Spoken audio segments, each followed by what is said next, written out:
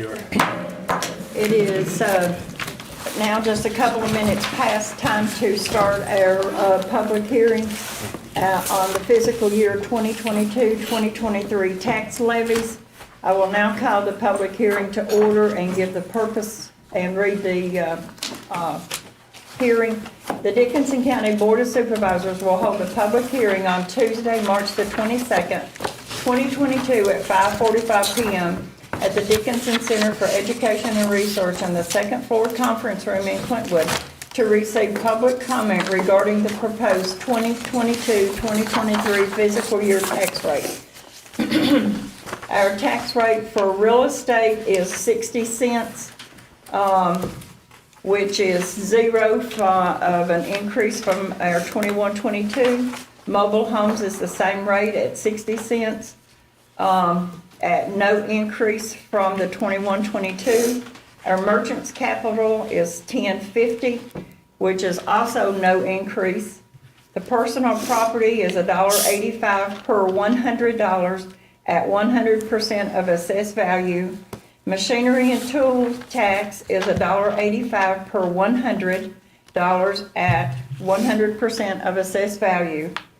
And the main thing is there is no increase in our tax from our tax levy a year ago.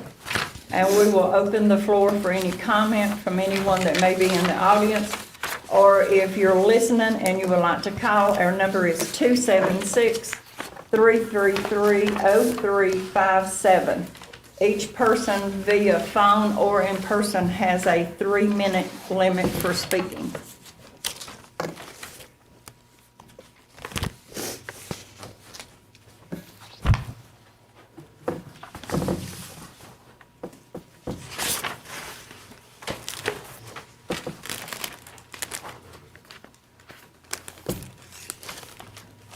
Hey, Mark.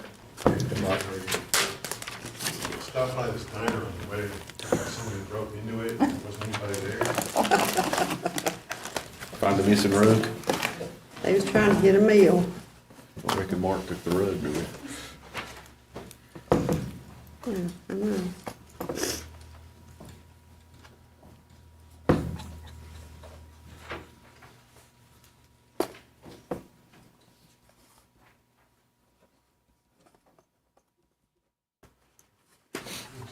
Any board member have a comment or anything on this? No phone calls? There, you didn't Okay. have to wear a tie for me.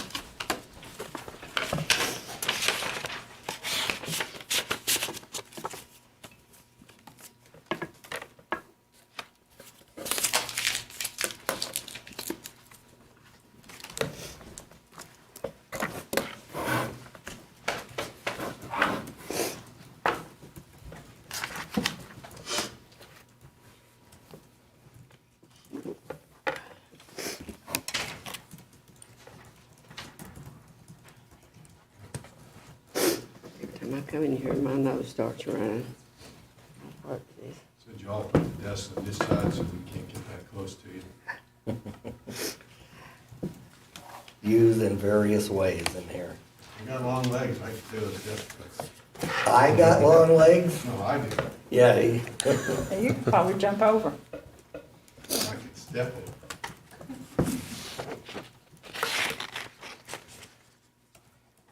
They had to get me a higher chair so I could see over the top of the desktop.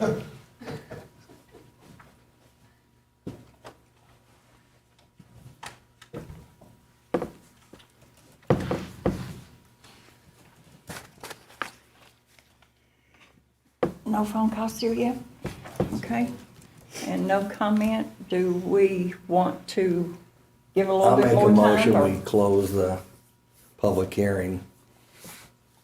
Unless someone objects, because we may be premature, but I don't think anyone's calling it.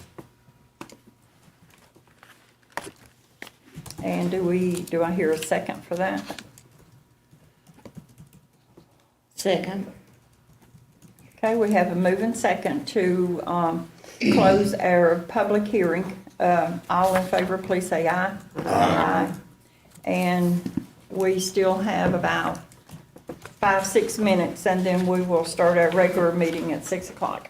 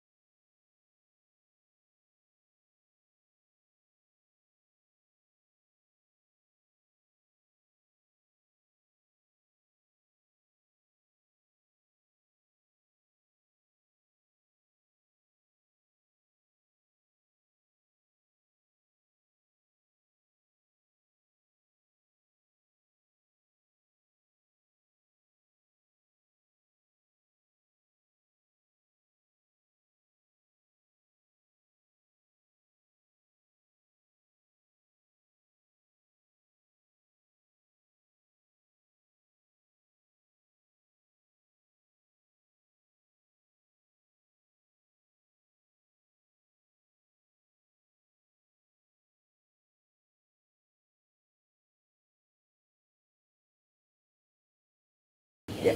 All right. Okay, it is now 6 p.m., time to call our regular meeting to order, and I would like to acknowledge that all 5 board members are present. Our clerk, Teresa Lyle, is present. Our county administrator, Mr. Barton. Our county attorney, Mr. Sturgill. And Adam is here working the live feed for ever who may be watching that. And first of all, I will ask Mr. Barton if he will lead us in prayer. Sure. Let's pray. Most kind and gracious Heavenly Father, Lord, we just so humbly come before you again tonight, Lord. Lord, we just pray for your presence to be with us during this meeting, Lord. Lord, we just pray that you'd give us wisdom as our supervisors make decisions regarding the county's businesses, dear Lord. Lord, be with our county, Lord. We just pray for healing in our county, Lord. Lord, just pray that you be with all those that are sick or suffering and have lost loved ones, Lord. Lord, it's all these things we ask in Jesus' name. Amen. Amen. I will ask everyone to stand and Ron to lead us in the pledge. Everyone face the flag. I pledge allegiance to the flag of the United States of America and to the republic for which it stands, one nation, under God, indivisible, with liberty and justice for all.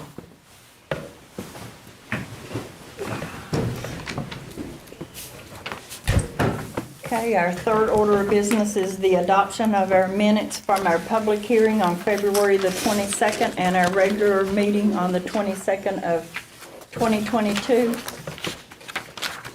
Has anyone got any comments, any corrections, any notations that I needs make to a be motion that we made? go ahead and pass the minutes that are presented.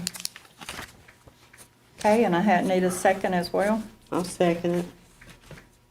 Okay, we have a move and second to approve our minutes as recorded. All in favor, please say aye. Aye. Aye as well. And number 4, approval of the agenda. Are there any corrections, additions, anything that needs to be made other than item number 13 says a request for proposal, and it says redistricting, but it should be reassessments. That is the only correction that I see.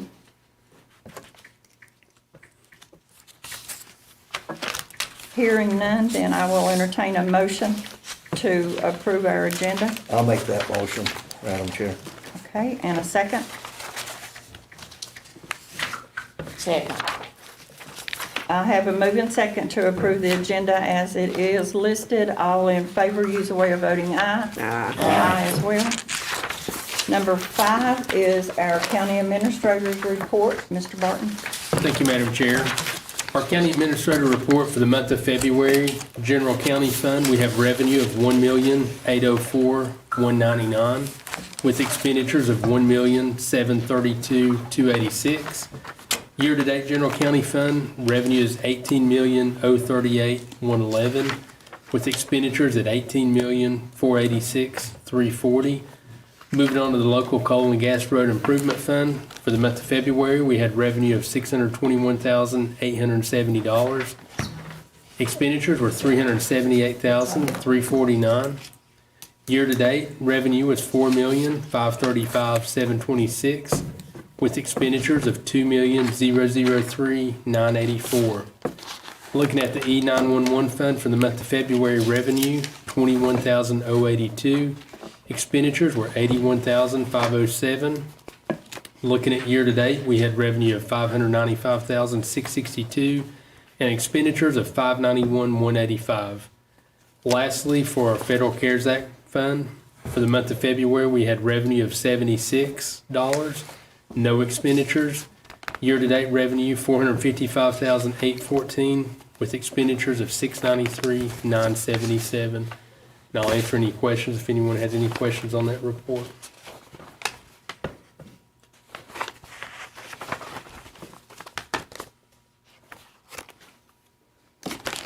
Okay, hearing none, do I have a motion to accept the administrator's report? I'll make a motion to accept the administrator's report And I'll a- second it. Okay. and the general. That all I need. Yeah. We have a move and second to accept our county administrator's report. All in favor, please say aye. Aye. Aye as well. And number 6, our expenditures. Back to you, Mr. Barton. Thank you, Madam Chair. Looking at our expenditures for the month of February, general county fund was $879,788.66. The enhanced E911 fund was $81,507.40. Coal and gas road improvement fund, $1,752.68. Nothing for drug restitution or Federal CARES Act. Okay. Madam Chair, I have a question, Yes. please. Yep. See on the check register, there's a $450 check to an Elliott Ratliff. Who is that? Elliott Ratliff, we had to have some vehicles towed to the truck shop down there. Oh, okay, that's the big, like our big trash trucks? Yeah, well, actually, it was some smaller vehicles, some of the surplus items that we sold, getting everything together, we had to pay him to move. Who is that? Gary Elliott Ratliff. He used to work for us part-time. He's got a rollback, lives down below the truck shop there. Very good, okay, thank you. That's all, thank you. Okay. Hearing no other comments or questions, I need a motion to accept their expenditures report. Looks to me like we have to approve the expenditures. Right. Okay. I make a motion that we approve the expenditures for the general county fund, enhanced E911, and the coal road and gas improvement fund. I'm sorry, Shelby, of leaving out the word approve as to just to need a motion to accept that. I apologize for that. And now I will ask for a second for that. Second. Okay, we have a move and a second to approve our expenditures for this past month, or in this month, I should say. All in favor, please say aye. Aye. Aye as well. And any opposed? Okay. Number 6 is our public comment time. We will open the phones, we will open the floor for whoever may have a public comment. It is a 3-minute limit per person. Our telephone number is 276-333-0357 if someone needs to call or wants to call us.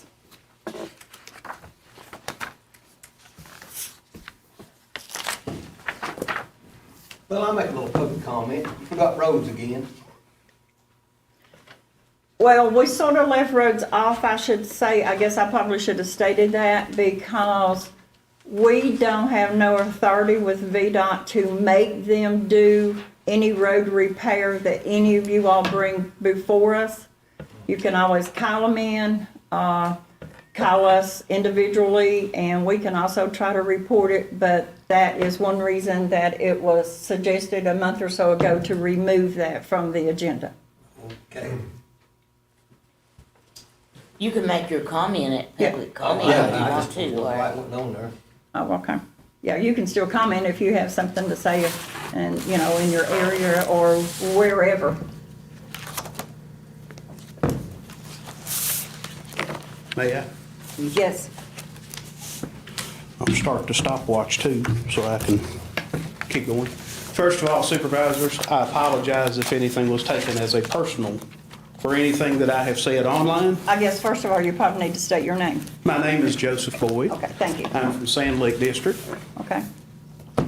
So I have made a request of why we don't have natural gas in Dickinson County available to the citizens. Okay. This will improve the lives, household, and property of every citizen. You'll go from a $700 power bill probably down to about 70 or 80. It's proven. I talked to many research labs, universities across this country.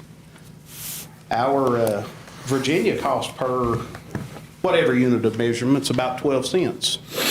In some states, it's 9 cents.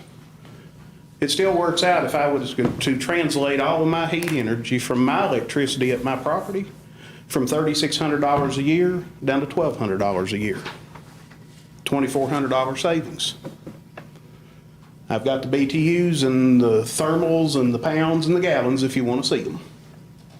But we don't have to go there. So anyway, my first thing is to apologize to you if you've taken anything personal. The only thing I'm asking for is improve the land of Dickinson County. And the way we do that is just figure it out. Yeah, it's gonna be expensive.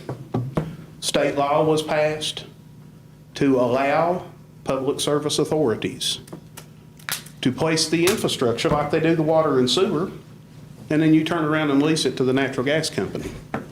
Because they're not interested in doing it because we just don't have the population. It's a lot better to serve 5,000 people in Knoxville, Tennessee, in the stretch of that distance right there, than it is to cover all of the land of Dickinson County, and you might get 5,000 people. That's just economics. Whatever amount of money we have in the Coalfield Economic Development Authority that we don't spend it, we're gonna lose it, borrow every bit of it, and then lease the pipes back to the natural gas company. That's how we do it. We got income coming in. If you're not using it, don't lose it. That's all I have. I hope y'all will pass that resolution that the PSA has the authority to do that. And then when they say we don't know how to do it, say figure it out. They're doing it over there. Thank y'all. Thank We you. are, if Mr. Boyd, if I may address what you said in just a minute, we are using the money from the VCD account. We just was given $4 million for a project. Got any more? Pardon me? Got any more? Well, that we're working as hard as we can to try to, it's not like we're being dormant about not doing anything for that money, because it is our money and we are, but there are certain procedures you have to go through in order to get that money. You just can't walk over there and say, I want our money. It don't work that way. I understand, ma'am, But I understand what you're saying, and I have read your posts and everything, and I've talked with several people about it, and it does seem sometimes that it's, why are we're pumping natural gas out of here and we can't get, but there are things that are, like the town of Clintwood has the Jetty Baker Center, and the Ridgeview High School is on the natural gas and so forth. There's a well below my house, and I'm sure there's some at your house. They're all over the county. But it's not like we're not utilizing the VC account, because we are, sir. I understand, ma'am. You may be using the money, but does it generate income for you? That's our hopes. That's what we're No, doing. this is a sure thing if you'll put the infrastructure in. And you turn around and lease it, and you turn around and make natural gas for Dickinson County. If you buy the infrastructure, if you put the road in, now you get to charge the natural gas company. That's a sure income. That's not a hope in the wind. You now own the infrastructure, and they have to pay you to ride across it.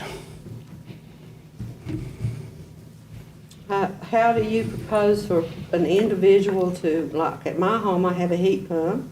How do you propose people paying for a gas heat pump, a gas electric, washer and dryer, everything gas? I know you're going to tell me it's the savings that they get from that utilization. That's what you're going to tell me, right? Well, there's 3 different paths here. I have them all figured. If you go to Lowe's and you purchase low-grade appliances, mid-grade appliances, and high-grade appliances. If you go mid-grade, you'll have a total bill of $6,000. If you finance it, you can get no interest financing for 5 years. That was the last time I looked. But most natural gas companies will even give you an incentive to switch your equipment. AEP will send you money right now if you will change to LED light bulbs. We've got to work some kind of deal, because Appalachian Natural Gas has this kind of deal for people in Bluefield. They will help you get incentives of no interest loans to help you swap that out. Again, go back to the beginning, what I said about electricity. I'm going to be $2,400 less per year heating my house. In 2 years, I've paid for all new furnace, new heat pump. I got to change my heat handler out, that's $800. I got to change my dryer out, that's $700.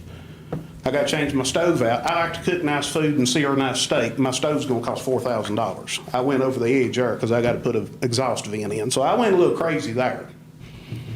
But if you get a normal stove, $600. So it's if somebody wants to do these things and see the differences between what we're doing now that's not working to, well, does this work, or does that work? How does this change the picture? You can't correct it and say, we're gonna correct it tomorrow. It's gonna take some time. Now, no offense to any of the gas companies, but they made a mistake when they force pulled me, when I asked them to let me participate. And they brought papers that was full of scrivener errors, and I said, fix that, guys, I can't sign that. So, that's okay. We still need natural gas to every citizen here in the county.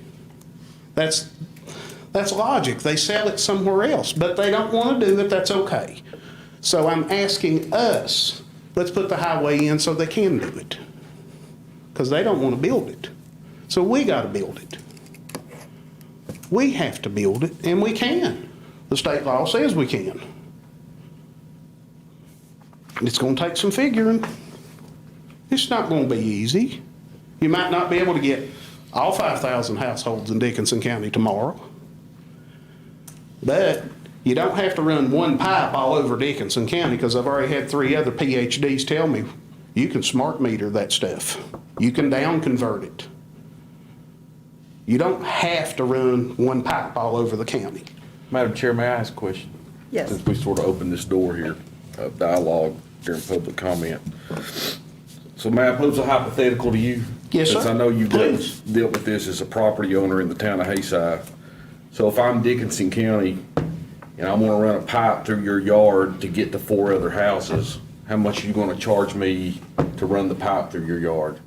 And you understand that I would have to have a lease or an easement from you, correct? You understand that? Yeah, you do. You would have to do And that. you're familiar with people crossing your property and maybe shutting that off and those sorts of things, right? You're familiar with that? Yes. That we would have to be cross some of people's property to put in pipeline infrastructure. Correct.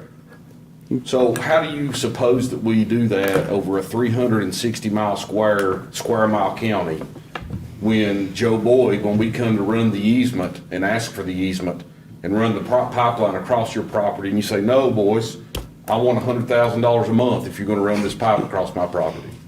That's awful rich. So how are we but- gonna, I mean, so what would you charge to run a pipe across your property to serve your 6 other neighbors? Do you understand the complexities of that legally? I In understand a the complexity. 360 square mile area where we have pockets of maybe 6 homes, hollers that are 2 miles, 3 miles, 4 miles long with maybe 3 homes, but maybe 15 different property owners that we would have to cross. Sure. Right now, currently, we're trying to get broadband internet across the whole county. We've got a gentleman who's going to take the stage and be asked several hard questions here in a moment. But we have an area of the county, Rush Creek, for instance, down in a hollow. The main broadband line is above. The property owner, where they've got to run to get down into Rush Creek, saying, no, you're not crossing my property. You're not allowed to come across my property to deliver service to the Rush Creek community. Sure, sure. So where is the money going to be to settle that with that property owner? That's shut down access to probably a dozen homes. And that's internet, and we've got federal money, we've got state money, and we still can't even get that done. So how do you expect us to run 300 square miles worth of pipeline infrastructure, get easements, leases, buy the gas from whoever owns the gas? You just said you were force pulled. No. You don't have to buy the gas. You lease the. I think we just need a little bit of realism here. Okay. So let me ask you, how much would it charge if I needed to run a pipeline across your land to serve your neighbors? What would you charge me? Can I speak now? Yes. Okay. If you're gonna serve me with natural gas. No, I'm talking serve your neighbors. I can't get to your neighbors without crossing Joe. Okay. So what's Joe gonna charge me to cross Joe to get to his neighbors? Okay, well, let me back up and ask again here on the mission of serving Dickinson County with natural gas and helping my neighbors grow. Put it in recording. 0? As long as you're going to serve me and everybody else and not just 3 neighbors, I'll give you 0. You run it, you bury it like it's supposed to be, and you don't deteriorate my road. I won't charge you a dime. But it You're- just you- takes one, though. There's a lot of people won't do that. That's, I thank you, understand, but Madam now Chair. let's go back to what I said here. Okay. I know, we've talked Yeah. about this, but he's saying we gotta run 360 square miles. Yeah, I'll allow you to finish on this, and then we probably need to move Please, on. yes, we can't sit here and Right. debate this all Right. night. We don't need to run 360 square miles of pipe, according to about 3 other PhDs that know what smart metering is. There's thousands of wells in Dickinson County that can be down converted, and everybody's got a well on their property. Now, that's the end I got to say there. Nobody wants to hear that one. It's not on the property. There's thousands of wells, thousands. And if people want to cross, well, you go ahead and hook me up and I'll let you go. There was some people that was smart enough that said, come on my property, you gotta hook me up. Now, all they need, which they ain't gonna like me because they getting gas for free. But the rest of us that wanna get gas, smart meters, they don't have to come out and check them. They communicate with the towers. And I understand you got one person, if I can say what he's talking about broadband, Starlink's gonna have a commercial power. Well, I don't disagree, we're getting off topic, Yeah. but I'm just giving you, I gave I that as an understand you example. have those people like that. I got my tourism project shut down because somebody bought land and shut the trail off. That happens. Madam Chair. You gotta work around it. Yeah, I just, I was gonna mention the broadband thing that Josh did. We are having some complications in that area in certain situations, but theoretically, the right-of-ways are already there predominantly because it's the power line. Sure. And they're Yeah. buying those, but there is some hiccups. But what I was gonna say, I'm not against what you're proposing here. It's just that you gotta think of it as, that's gonna take a lot of investment. Probably a whole nother authority created, even though it could be with one. And the thing you gotta ask yourself, you're still gonna have to put it to each of those houses. And we know in a rural area, through the water, it's a challenge. Because there's some folks, they've done a great job of getting water to most of the county. I think it's about 95%. Yeah, I think it is too. But there's still In that about case, that's why I say 5%. use the PSAs right away. But you can't, go ahead. Well, I I'll mean, finish. No. all I'm trying to say is those are the obstacles that you're gonna have to, and it probably involve going after grant money, because a lot of that PSA stuff was done with grant money, or going to Richmond and getting that money to invest in that, because water was a necessity, and still is for the few that don't have it. But we have sewer issues still, and I'm not opposed to your idea, because it frustrates me, but it's a lot easier for them to pump it to a city, because I assume they're only leaving like 1 or 2 pipelines and going there, big pipelines, and then it's easily distributed to houses, because they're neck to neck, side by side. So it is a considerable investment to do rural gas, because it was a considerable investment to do rural water. I think I remember one supervisor over in Buchanan talking about $300,000 to service one customer water. But it sounds astronomical, but in that case, our industry's destroyed the wells and that, and people need water to live. So I'm not opposed to what you're I know it's gonna you're be saying, Joe, expensive, so. but please there take is a lot I more know. to it than just that. So I just wanted to Yeah. share that. We thank you, Mr. Boyd, for your comment and that, and we'll move on and, Please pass a resolution. okay. Good evening, Harry Childers, live here in Clintwood, I'm in the Willis District. I haven't stood before you for a while, haven't asked the same question. What's the status of our solid waste collection fee? This is the beginning of the 3rd year of this board. You started work on it when you came in. How many millions of dollars have you bypassed because we don't have it? Are we the only county in the Coalfield area that doesn't have a solid waste collection fee? I think we're letting some low-hanging fruit get by us, and we're spending an awful lot of money. You're in a budget period, and you know what it costs to collect this solid waste. I'm one of the ones, and at least one member of the board's the same as I am, of paying the fee here in Clintwood when everyone else in the county is getting it free. So, I'd just like to hear an update, a status on where that's at, and try to see if we can't move it forward. It has been discussed. We have probably hit on it every year, probably even at budget time and stuff. But there doesn't seem to be a way to get the billing, to get it billed either, through PSA, through the power. They just been issues with the billing aspect of it. And, I don't know if and how we can get that worked out, but I agree, we probably do need to spend some time. Buchanan County's figured that out. Buchanan County collects it. I think Russell County collects it. Wise County collects it. There are ways. You're not reinventing the wheel. Yeah. When you have counties around you in the same situation you're in to begin it, it's probably real simple. I know Buchanan County last year, theirs is, I think, $10 a month? They suspended the first 6 months of last year because of the COVID issue. No, I they believe it suspended was. it because of the disaster in collection. Well, there was, It what was I a saw in the paper disaster. was the COVID, okay, maybe. Well, I'm not the disaster, being okay. respectful, but it was an Right, I understand, absolute Josh. So one way or the other, I knew they That's why we suspended had the it. first 6 months last year Their and billing didn't collect it. issues.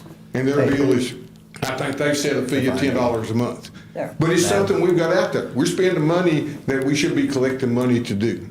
Okay. Me and you've talked before on this Right. too, and I agree that I've never lived anywhere where I didn't get a bill in the mailbox for my trash. Right. Except here, but I also realize after participating into some holler cleanups, they probably implement the way they did to get people to, so they didn't realize they're really paying for it, because it's not free, it's coming out of the tax base. I agree with you. It's not free, and it's not that I'm opposed to it, but we did visit it last term, and it was we ran into the obstacle Ms. Kaiser mentioned, and I don't know, and then we gotta ask ourselves, what are we trying to recoup? Because the pickup inside the county is just a piece of it. You get it free, and so does the county when it goes to that landfill, because that's another big part of what we're paying for. That's about a $50,000 to $60,000 a month, maybe 50's better figure, for us to pay for it going to the landfill. And But the that- town picks it up though, right? Yeah, the town picks it up. Picks But it they up. don't Well, and pay the for it. county They don't picks it up pay for for the it. They county. want it to be transferred. I mean, I would have even been like, maybe at least the businesses, but that didn't stick either, so. Because the businesses that are outside of the town, you have the same issue, but what I guess the big thing is, and that should be, when we hear the town bring this up, and I have to, I'm aware that you're also not paying as much for water. Because we're having to Sure. pay a lot more in the county for water, and even if our citizens are connected through the town, there's a surcharge on those folks for getting water through Clintwood. So it kind of balances out your trash bill too. Because your water's not as high as, like, last I knew, and then maybe there was been an increase since then, it was $12 for 2,000 gallons. In the rest of the county, it's like We're not. 1,500 gallons, They're it's $20. 2033 right now. Mr. Peterson, the other thing we pay for is the sewage treatment, which is Well, much it's as water mandatory, treatment. yeah. Sewage, Mr. Evans, that's correct. If you look at it, If you're not it's a big- adopted. we're paying for sewage, and this county better get ready, that is coming. I know, Down the road, and is you- you're gonna have to provide sewage treatment in the county of Dickinson. It's just a matter of time. In fact, on the Coalfield Water Development Board, we've already discussed it, of what we can turn with the highest percentage in the high 90% And that we have public water in homes. What are we gonna do next? Do we need to But- concentrate on sewer? but Miss, We got I off the don't bit. even look at sewer, and I'll tell you why, because if I lived in a town, I would expect to pay sewer, because you can't adequately have a septic system. And in some of the communities out there in the county, it's the same problem, because their houses next to each other. And I agree with you, but we're a long ways from sewer out there when we still got straight pipes going in the river, Oh, I which is agree. another I issue. agree. But you know, But I agree. But Mr. Evans and I pay to have that trash picked up. It has nothing to do with water. That's totally different. It's totally different. It's on the same It's bill. different fees. And it has nothing to do other, and Clintwood's the first one that started the public water in this county and started it with the Flanagan. That originally came there. But I just asked, No, you're No, right. Once you continue what did looking you at say- it- What did you say? You said Clintwood was the first one that started public water? in this county, No, yes. no. Where- P. County was the first people that started public water in this county. No, we They had, had- we they had the cut the we had water the from the wells running when well I down moved there. here in the 50s. What, We honey? had water, there was water in Dickinson County when I moved into Clintwood in the 60s, which Well, I don't know where before Big Clintwood- County. Well, Big Challenge County is was the because- board when I was, my daddy was the first one on the board of directors. And they met at the four-way, and that's, in Big County, it was, the water became from a well, not from Flanagan Dam. It came from a well. Clintwood's And did now- as well, but Clintwood's first, if I'm not mistaken, the well, Flanagan probably. came to Clintwood first, and then it's kind of branched off from there, right? Well, I agree with you, Harry, Okay.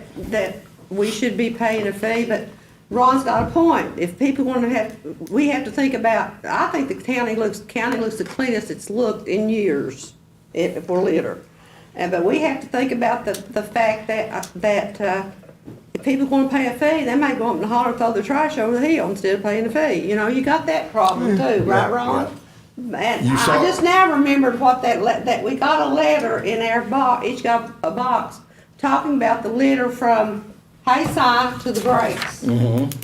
And that's something that we probably need, but I do agree with you, Harry, but we can't, since we have the PSA and we have the town of Clintwood, they're separate, they work together. Of course, the PSA is delivering water to Red Onion Project and so forth, and out in George's Fork. But it's just something we've not been able to, Yeah. and I think Larry, of all people, we can come up a way to collect that fee, you know, and what are we gonna attach it to? And I have some ideas on that. Well, Let me, sorry, I didn't ask permission, Peggy, I'm sorry. That's all right. I mentioned this a couple years ago, and when this all first cropped up last term, it was said that we charged $3 on the electric bill for this. And I could never confirm from anyone whether that was true or not. I don't think so. But then, No, it's this not way it would that. hit everyone, and it would even go back and hit you more, is we can raise that. Because I think they authorized it to go up to $5 or something like that. So I'm not saying that's the right way, because it won't solve what you're trying to solve, because you still, but what I'm trying to tell you is, it's good that it's a transparent cost. And then I would also caution right now with anything we do, because right now we have folks that are hurting and they're finding out they can't afford to buy gas to put in their cars to get back and forth. That everything's went up in the grocery store, and we have to kind of work through something in the budget season, the budget cycle here, because they're finding out their vehicles have increased value dramatically. They're used vehicles. Some vehicles that we weren't even taxing anymore are coming back on the book. Right. I've got a 2002 truck that was $2,600 last year. Is what it was valued at. Now it's valued at $6,000 and something, and that's just I can absorb that, but not everyone can. But those gas prices and those taxes don't avoid the people in Clintwood that are paying that collection fee. We're paying those same things, plus we're paying the collection fee. I mean, that's just it. Well, We're doing it in Clintwood. But I could That's put it. true. So it's no different. I mean, it's no different from anybody else in the county just because they haven't paid, they haven't paid. I didn't mean to get in this No, discussion. but I asked that's the with your question tone, though. on where he stood. Thank you. Harry, Okay. that's what you're Thanks, telling. Harry. I like those. It is real. Thanks. Do we have any calls? No. No calls? Anybody else for public comment? Okay, need a motion and second to close public comment, I'll make the motion. and a second. I'll second it. We have a moving second to close public comment. All in favor, please say aye. Aye. And moving on to item number 8, we have Mr. Scotty Wampler with the Cumberland Plateau Planning District before us tonight, and we will ask him to come forward and give us his presentation.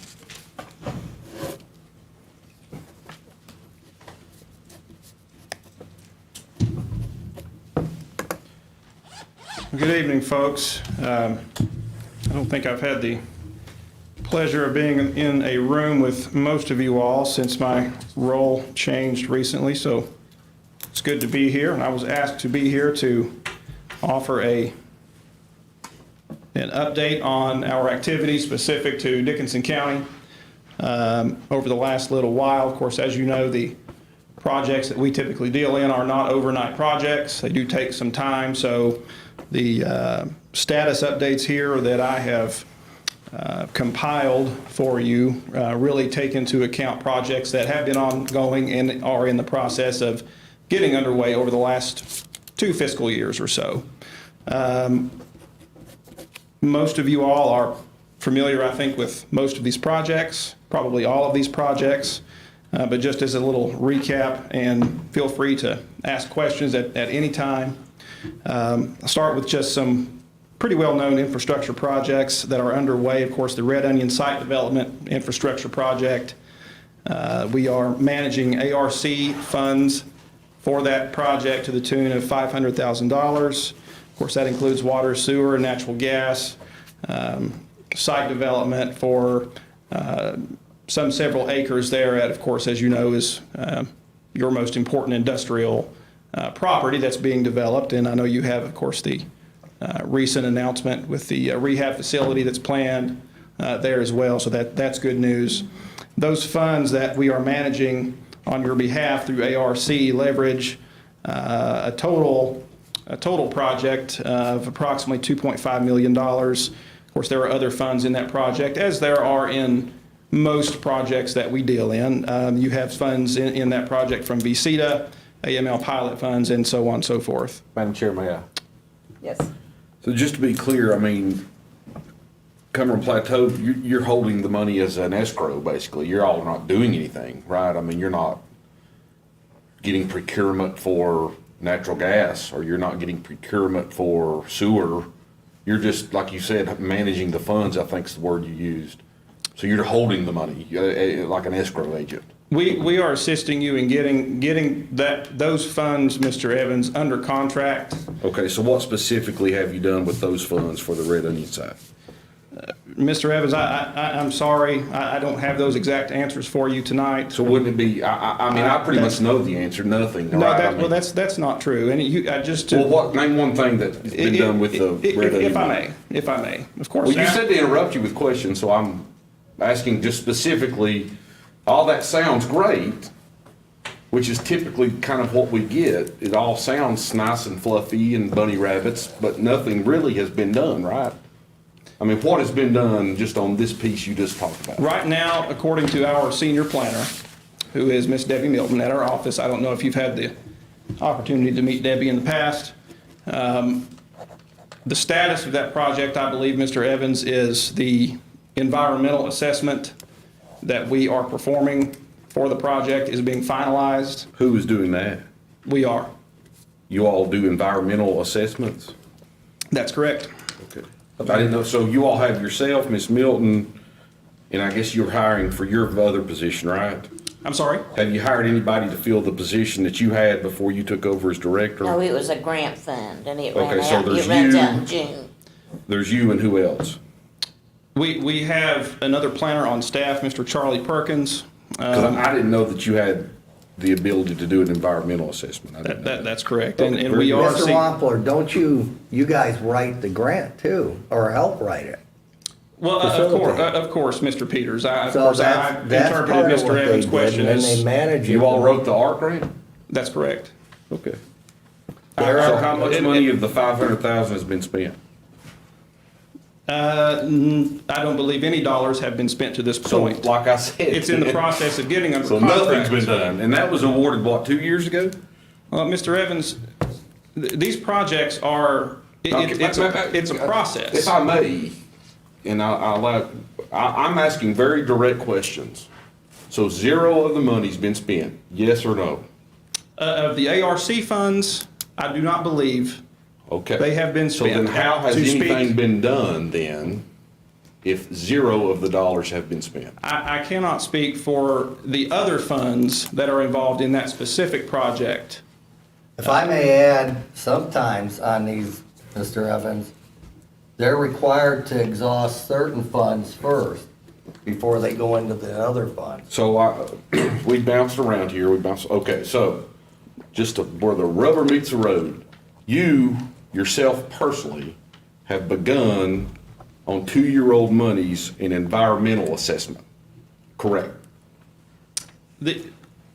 If I understand your question, that is correct. The environmental is underway. The Okay. environmental got underway after our staff compiled the application and submitted the application to ARC on behalf of your county in this project. Which was more than 2 years ago, right? I don't have that date in front of me, Mr. Evans. So, Madam Chairman, I ask a question?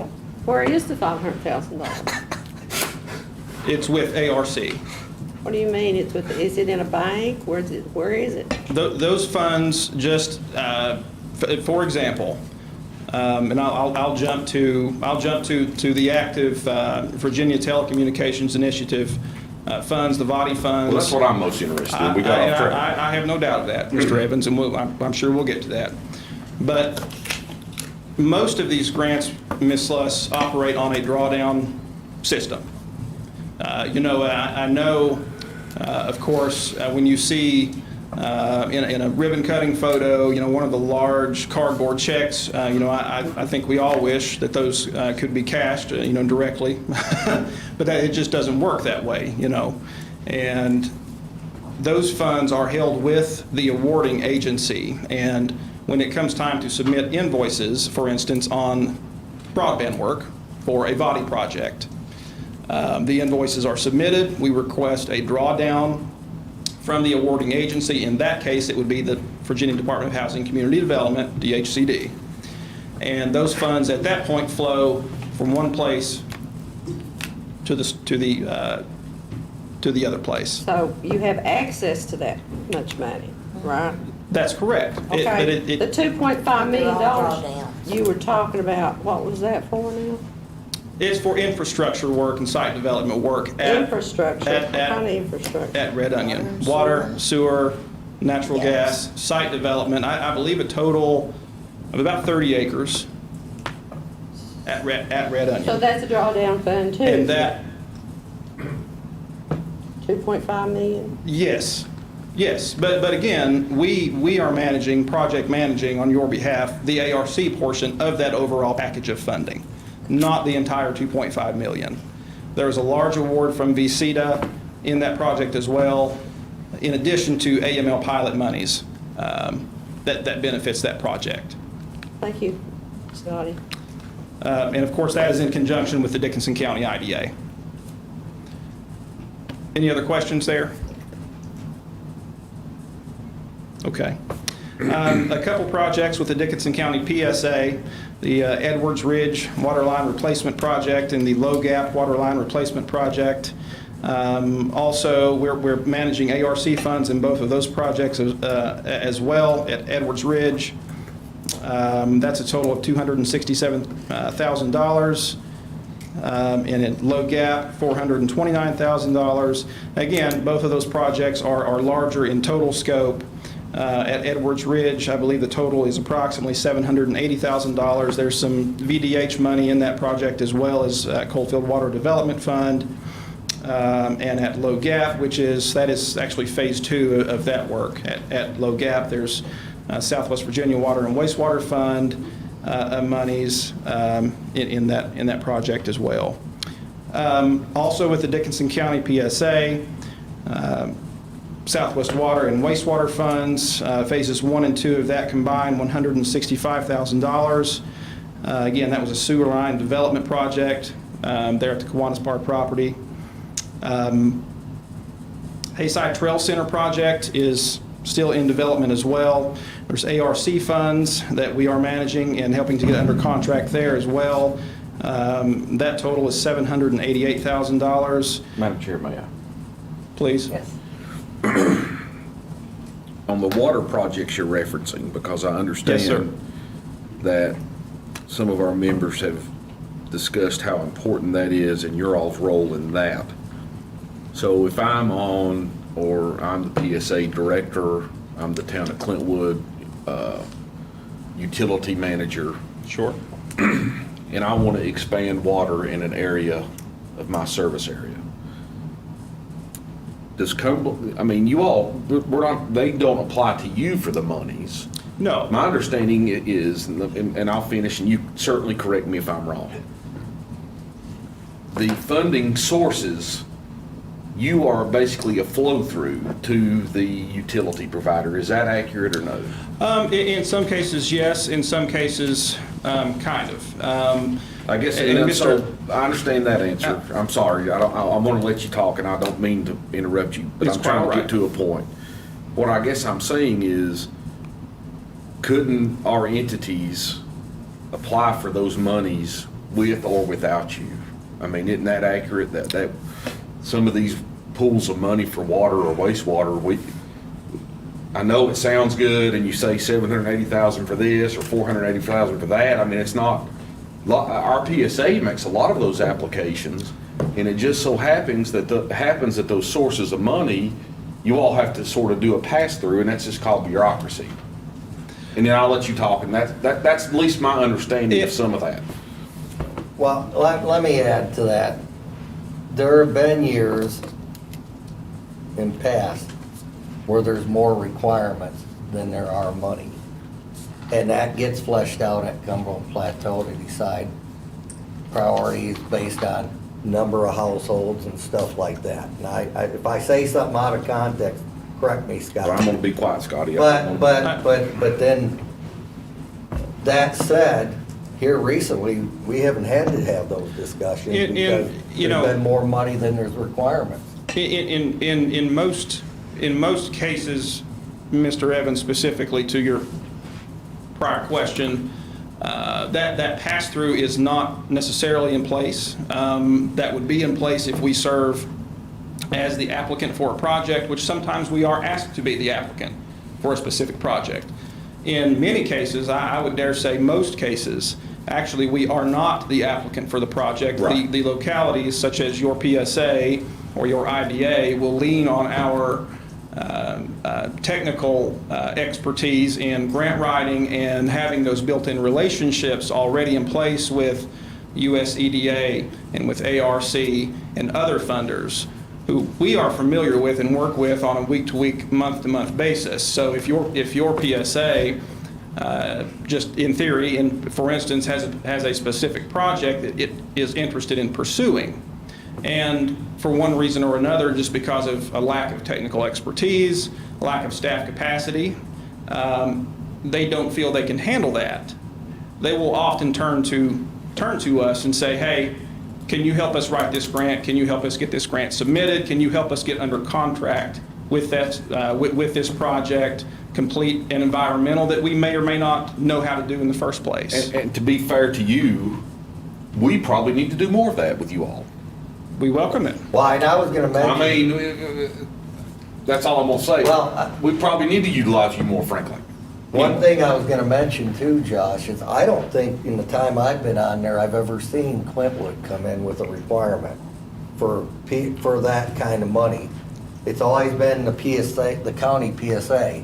And I don't know what the reason there is, whether it's, I do know in some cases, some of these places that are giving this money, you have to qualify, you have to charge a fair water rate, from what Ron's told me, so. In most cases, it's that Yeah. those requests do come through at Yeah. Mr. Peters, as you mentioned, at the county level, county PSA level. And, it's just a matter of, well, just, moving on to, I guess, another example.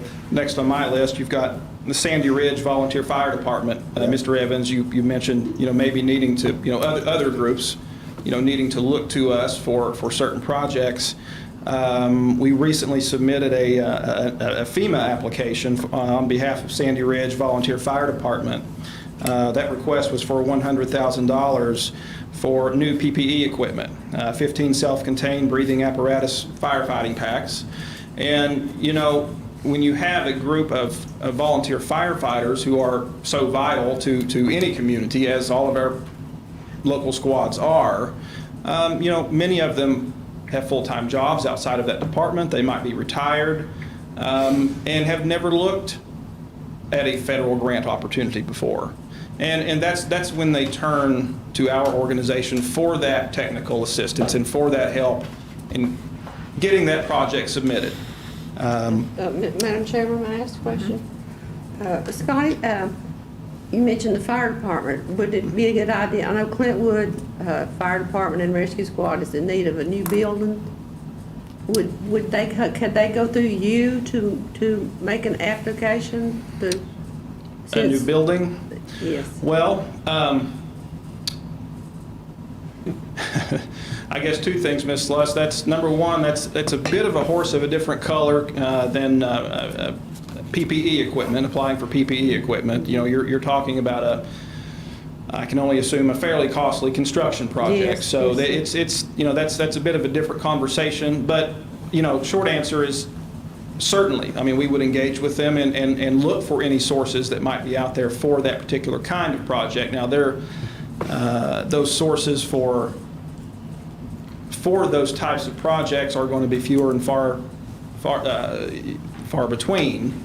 A little more difficult to drum those up, but again, you know, we're always happy to have that conversation and work our contacts and see what we might be able to find to assist, for sure. Who would the mayor of Clintwood or the captains of the fire and rescue need to approach you for assistance? Who would that be? Ideally, yes. Which one? The captains? Well, really both. I mean, Both? I think so.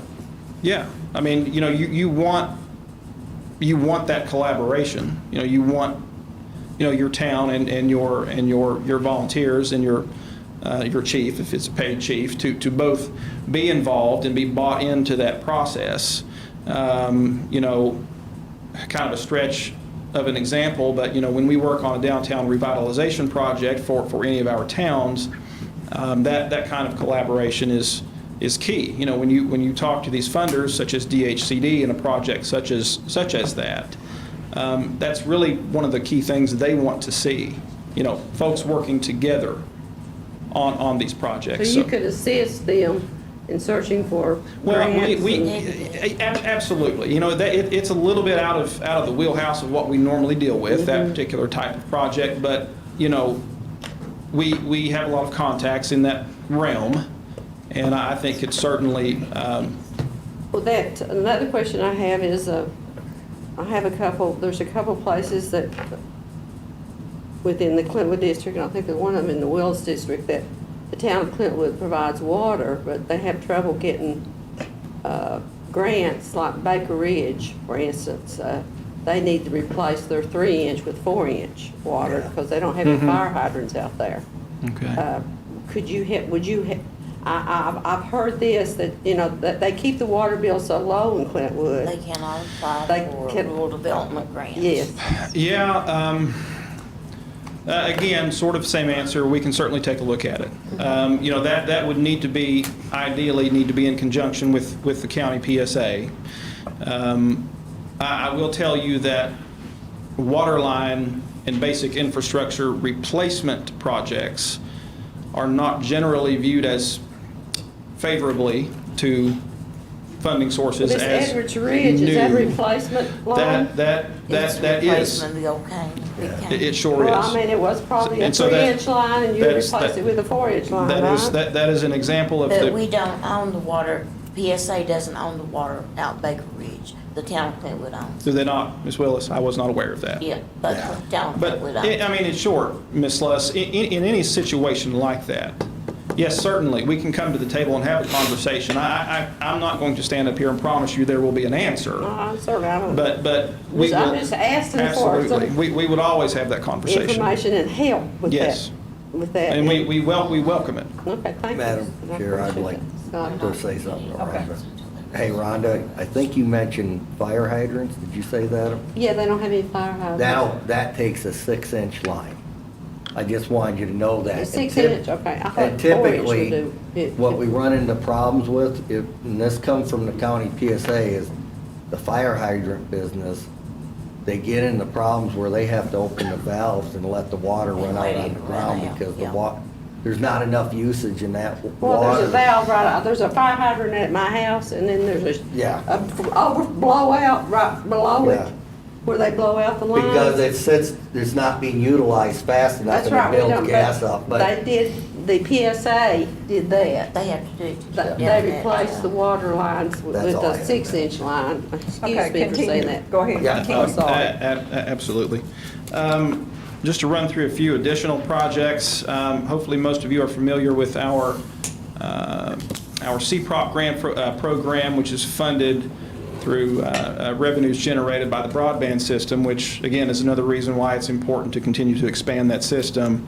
I believe you've had a total of 4 projects funded throughout the life of that program so far, which is still really in its infancy, but 3 across the last couple fiscal years, and I'll just recap those quickly.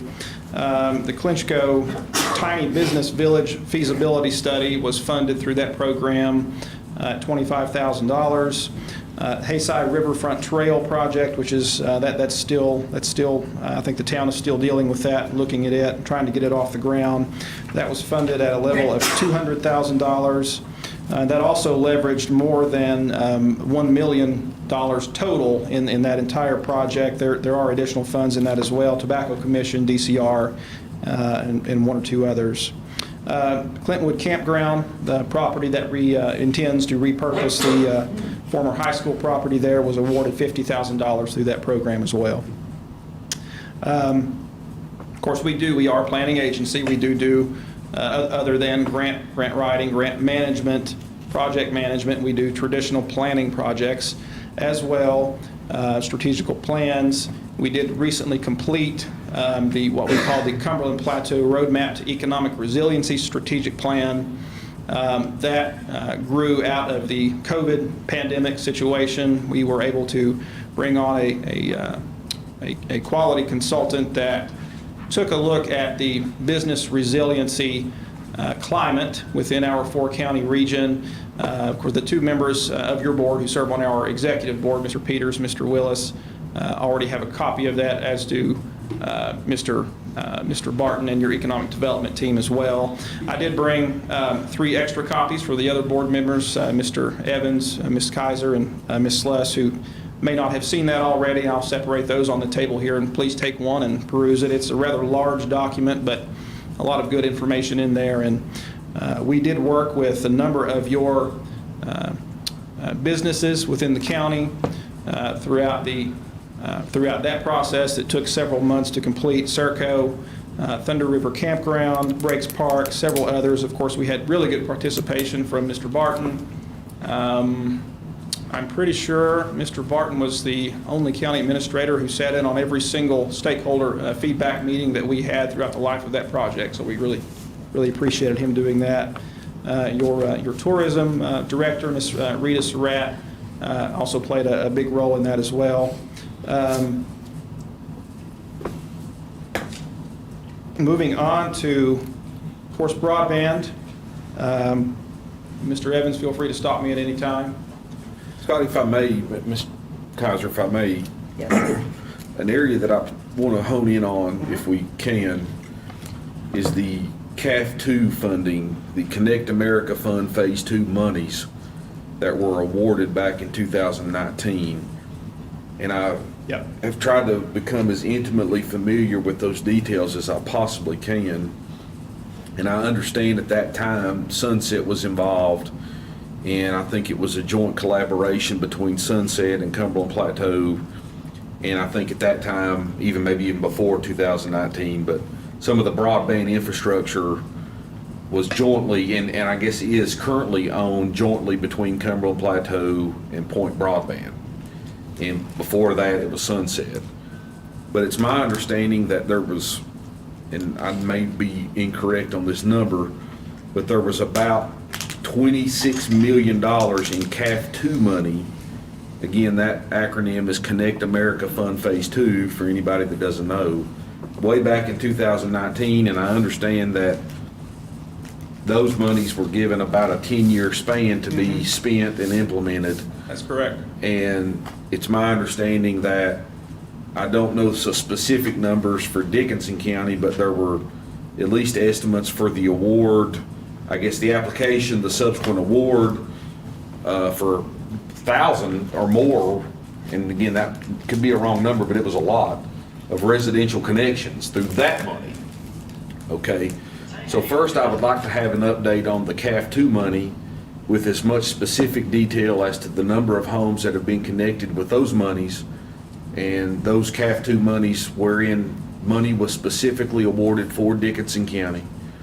Then subsequently, it's been about a year and a half since the VOTI award of 2021, wherein 16 million and some odd dollars was awarded to Cumberland Plateau, and many projects for Dickinson County was also used for that application.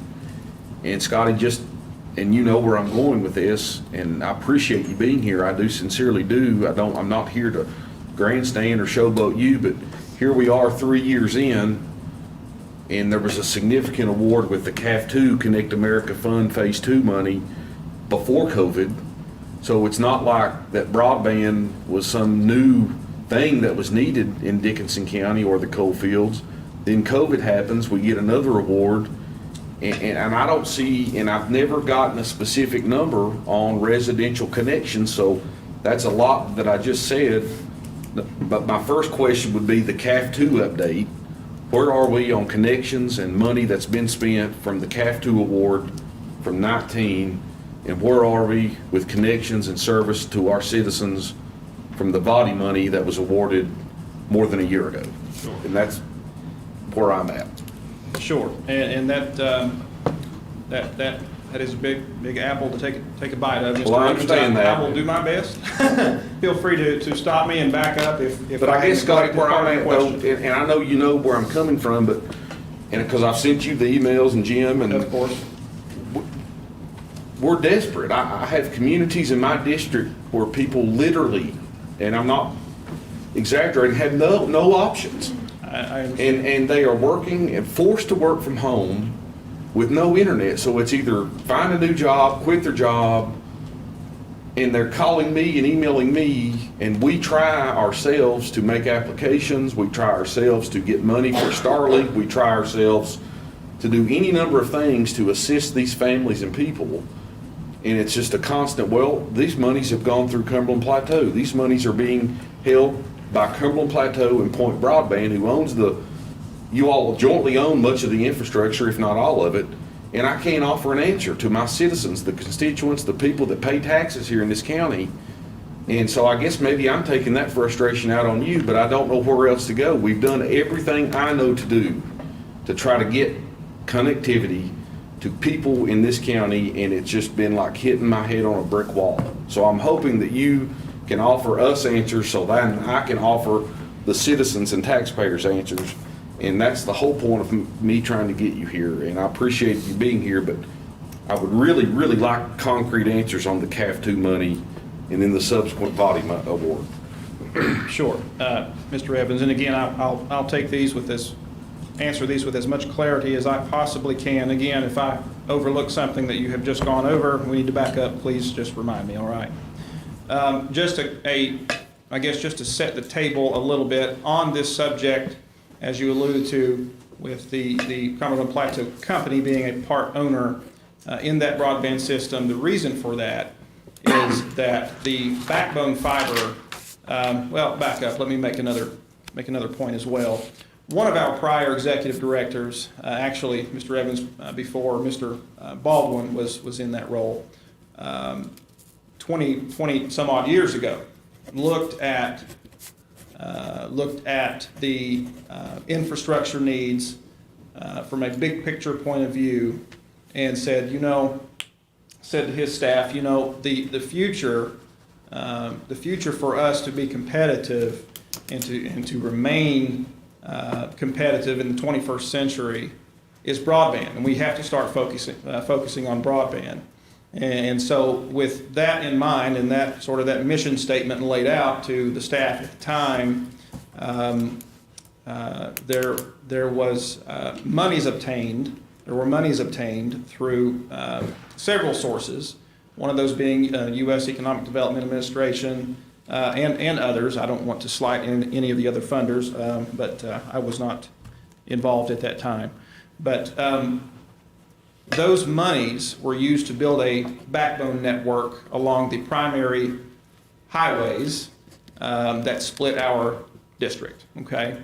And it's because of that backbone network that the body projects that are in place now are able to move forward and were viewed as competitive at the state level for these recent grant opportunities. If we didn't have that backbone in place that was established nearly 2 decades ago, or I guess we are at 2 decades now. Without that in place, Mr. Evans, this would have been much more difficult to do. Now, in terms of the ownership split, one thing that I think sometimes is overlooked, or maybe we don't do a good enough job of conveying this, we are not an operator in that system. We are a part owner. But you do own the line, though, partially. We are a part owner. That is absolutely true. We are not involved in... I know you're not an ISP. I mean, I understand Yes, that. we are not a broadband provider. We are not involved in the operation itself of the broadband system. We are not involved in the conversations of where exactly it goes and when and with what speed and any of those things. We are a public partner that helped make that happen. And that relationship that exists from that backbone being established many years ago is what feeds into our modern day economic development program, the CPROP program that your county has of course benefited from as well. So, but just to move on from that point, you are correct that those CAF II monies are still, of course, Point Broadband acquired that what will the term be? Acquired the right to use those monies to extend service. And you mentioned there being a 10-year deadline. That's pretty close. I think that's about right. I don't have that right in front of me. Maybe you do. No, But I don't. in our conversations with Point Broadband, they have indicated that they are parlaying the body work that is ongoing with that CAF funding and that CAF work, Mr. Evans. So they are using the opportunities provided by the body funding now as a cost synergy mechanism for the company, cost savings mechanism to be able to go into these communities and run new fiber in the CAF areas simultaneously or nearly simultaneously as they are doing so for the body project. So they don't have to mobilize contractors at one period of the year in one community and bring back a different set of contractors in the same general area or the same county, a year later or 2 years later. So it's of considerable cost savings to them and advantageous for them to pursue it in that manner. But that's actually good news for our counties because the VADI awards that have been announced, as you're aware of, have really such an accelerated timeline that it is necessitating on the private company end that they complete the CAF II work, more than likely earlier than they had intended to. Of course, I don't mean to put words in the mouths of anyone at Point Broadband. I'm speculating a little bit, but that's the general situation, Mr. Evans, is that because of the recent body awards, they have accelerated the time that they will expend the CAF II money to connect those areas as well. Am I making sense? Yes, but do you have any clue how many people have been connected with the CAF II money in Dickinson? Hard connections, I do not have those numbers. So have anybody? I mean, can you say that they have? Madam Chair, part of this is, first off, on CAF II, do you know how the selection was done on that? It has to do with the geographical footprint The that went across selection of the who would region. be served? Yeah, the monies were awarded to a geographical area. So, and they've got a map on that, and it was really, at the close of that, I think at that point, it was Point Broadband that owned it, because really Sunset never owned anything. They were the negotiators for it in the beginning. And then in the last year, after we come to terms, we found out that there was a new provider taking over, and Point Broadband was it. So but CAF 2 is like what Scotty's saying, they're not coming to us. And only recently, I mean, in the last several months, we started getting updates that show us where they've moved in our county and done work. So where is that? What's that? Where they've moved in our county and done the work? They've done work out at Breaks Park, they've done work at, down, They've got Hayside, Greenbrier. Brushy Ridge. They're, And I think they were doing cabinets over in Clintwood. they're building 6 cabinets in Yes. Clintwood right now. Where would that be, Mr. Walter? Precisely, down to the street level, Mr. Evans. Oh, okay. I don't know that, and honestly. And where I was going with this, Scotty, isn't it the end of 2022, or they're supposed to be done with the body one? Yeah, I had that on my I'm list. sorry, I'll No, let you do no, your you're thing fine, then. You're fine. But so that's what we know. No, We are starting to get better updates. What But- you're saying and what he's saying doesn't match what I'm hearing in the community what- from every. Well, what I wanted, the main thing I wanted to point out, and we've talked about this, Josh, there was no requirement with body one for them, they stick to this as a proprietary information. There was no requirement for them to report anything. Yeah, but it's our money. I understand, and they were hearing those arguments, I said that when you brought this stuff I'm up the sorry, last Scott. time. You know how frustrated I am. But- And I know you're doing the best to answer it. But what I'm trying to tell you, and I already told you this, the body two, there is gonna be a requirement, they have to build this, what's called a dashboard to do monthly updates. And that will be a requirement in future grant awards. And- But initially, they didn't have that. Mr. Evans, let me too, just kind of on a personal note, say that, coming from the county level economic development world, and in this day and age, and, I have 2 school-age children as well, who reside in Buchanan County. I understand the pressure that you're under. Working for a county level board in the past, I know how often you get calls from your constituents on this issue. I know that directly because I used to be that guy in the local economic development office in one of our counties who would get those calls from my supervisors at the time when they would get those calls. And your first call, at least in my situation, was not to your county administrator. It was this guy right here. So I know. Well, I appreciate that. I know what you deal with. I do know what you deal with. And I'll just I was leading up to this point, and I do want to make this point, but from our point of view, when we look at construction projects, and at the end of the day, that's what these projects are. Fiber broadband projects are construction projects. The vendors deal with supply chain issues, they deal with contractors, environmental assessments. We have to perform an environmental assessment. Just going back to your question on one of the ARC projects, we have to do that for body as well. But from our point of view, these projects are moving at warp speed. I know from your point of view, as a public servant, serving on the Board of Supervisors, yesterday is not quick enough. I get it. I truly get it. But these projects operate on, and let me make this point very clear. These projects operate on contracts at the state level. These are state grants with DHCD. We don't house the money. Again, money's not with us. This goes back to drawdowns. When Point Broadband submits an invoice to us for part of this work, a drawdown request is presented to DHCD. and it's approved, and then the money moves around.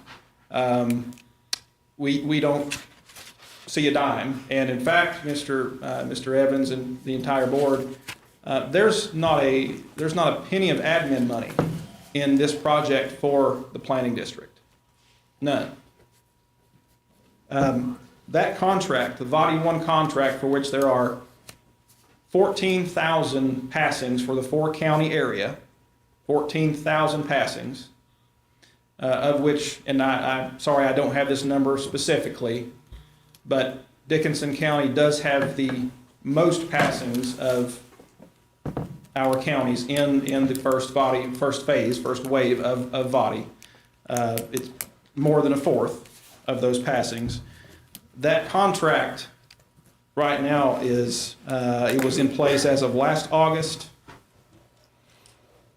and it runs for 2 years, August 2023. By contract, all of those 14,000 passings have to be built, or have to be desktop engineered, field engineered, built and finished, and the switch turned on by that time, by August 2023. But the good news is that at least as of the last update we had directly from the company, from Point Broadband, they are on pace right now to finish the first phase of Vadi by the end of this calendar year.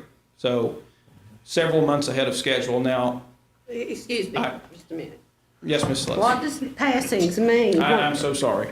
And over the last few years, Larry and I were talking, or excuse me, Mr. Barton and I were talking earlier, and I over the past few years have learned, I think, enough to be dangerous with these terms, and I didn't know what a passing was either about 3 years ago, but here we are. A passing is when that new fiber literally passes at road level a structure that has an assigned E911 address, a residence, a business, whatever the case may be, a school, that is considered a passing. So in this first phase of Vadi, there are 14,000 structures that will be able to take that service when construction is done. 14,000 across 4 counties. Oh, 14,000 across 4 counties, it's not Correct. 14,000 just in Dickinson County? No. So how many, you said we had 4, is that what you said? Dickinson County does have the most passings of the 4 counties in the first phase of Vadi. I don't have that exact number, Ms. Sluss, I'm sorry. So maybe 3,000? It'd be more than that. It's more than a, I hesitate to, I don't want to speculate, but it would be more than a fourth, 30, Well, that's be pushing, I think you're in the neighborhood of 3,500, something like that? somewhere around fourth. I think it's a little more So that means than they have, 4,000. they have passed that many households, is that what you're saying? They will by the By time, August by of- the time construction is complete in Vadi 1. This is kind of internal lingo. We call this phase So I'm like Vadi 1. Josh, where are these passings?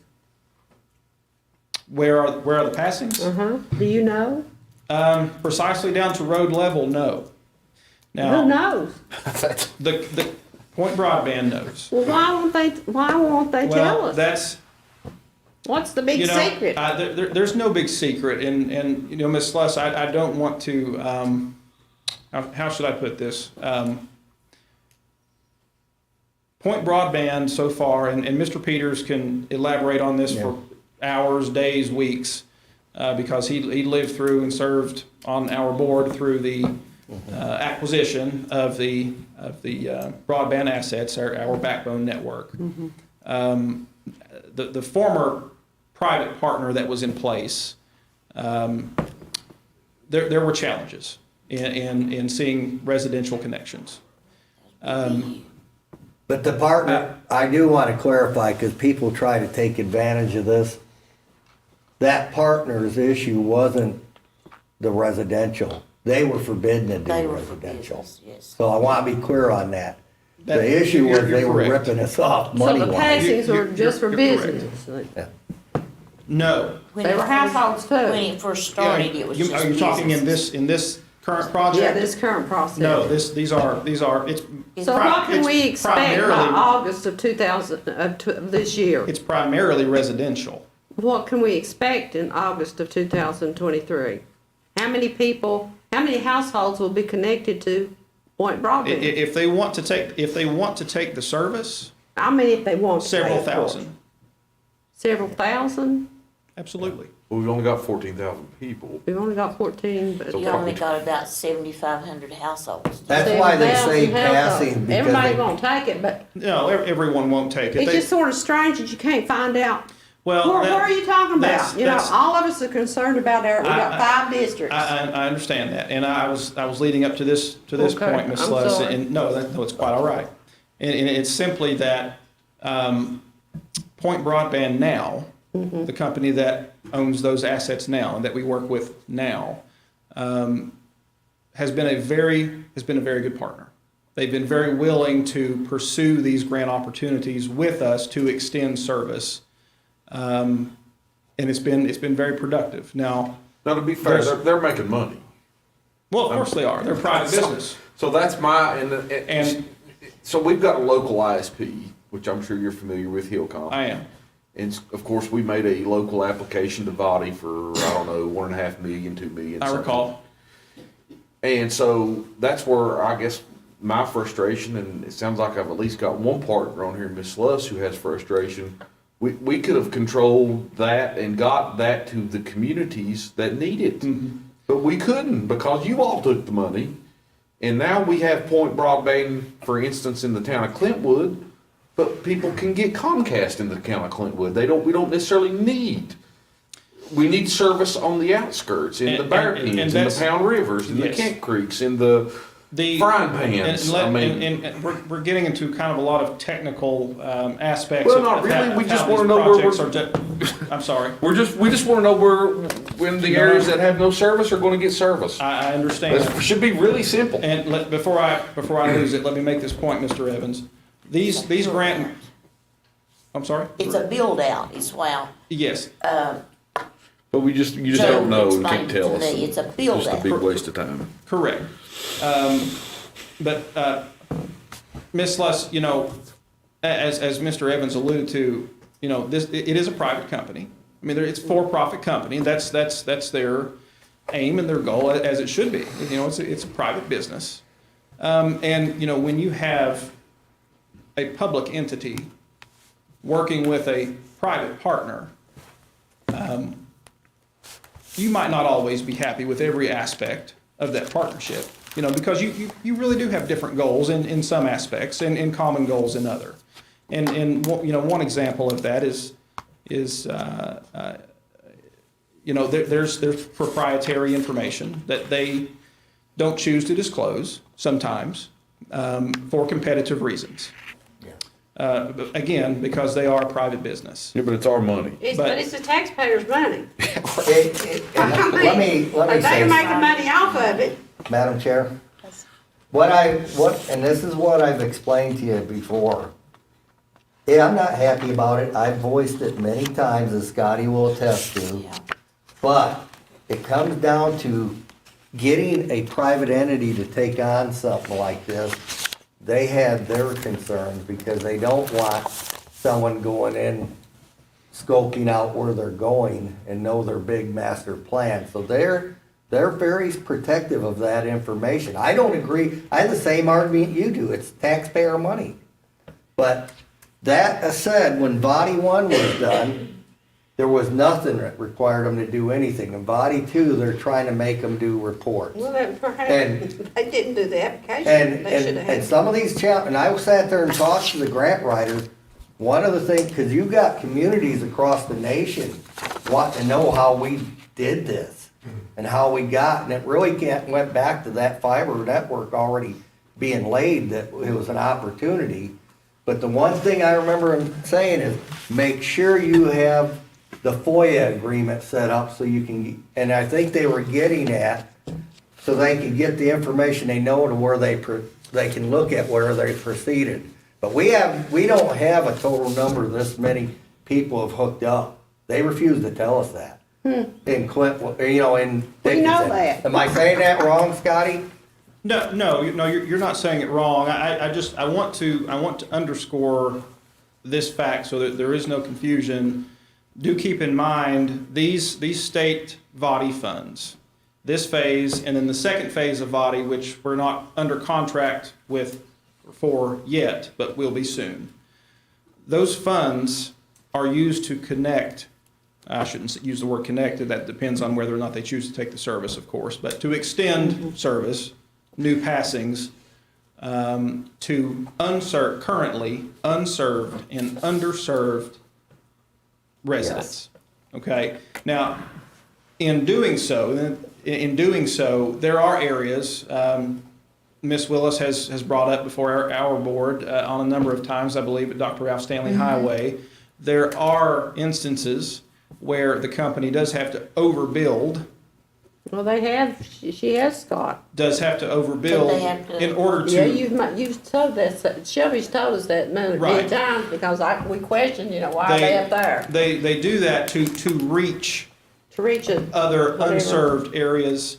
But I say that just to point out, Ms. Sluss, that the overbuilds, where those areas, where that occurs in those areas, those are not state funds expended. The grant dollars are used for the unserved and underserved passings only.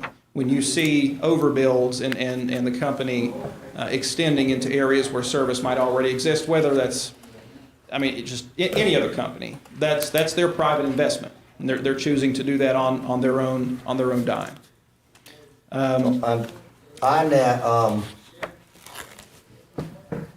the biggest area that I was showed by Point Broadband, and I've shared this with you before, was Comcast. Wherever Comcast is, that was one of the big footprints that they didn't get grant money for that area. Now, I don't remember, and you were in on that meeting, Larry, there was nothing mentioned on Hillcom. And just so you understand, like, during the last body, there was challenges made by other companies in some of the other counties. And some of those connections got pulled back out of the VODI grant for those counties because those companies challenged it. We had no challenges in our county, to my knowledge. So that means that everything that they went for, they got funds for. But it's just unserved, underserved, and that's something you did need to highlight. You're correct, Mr. Peters. And Yeah.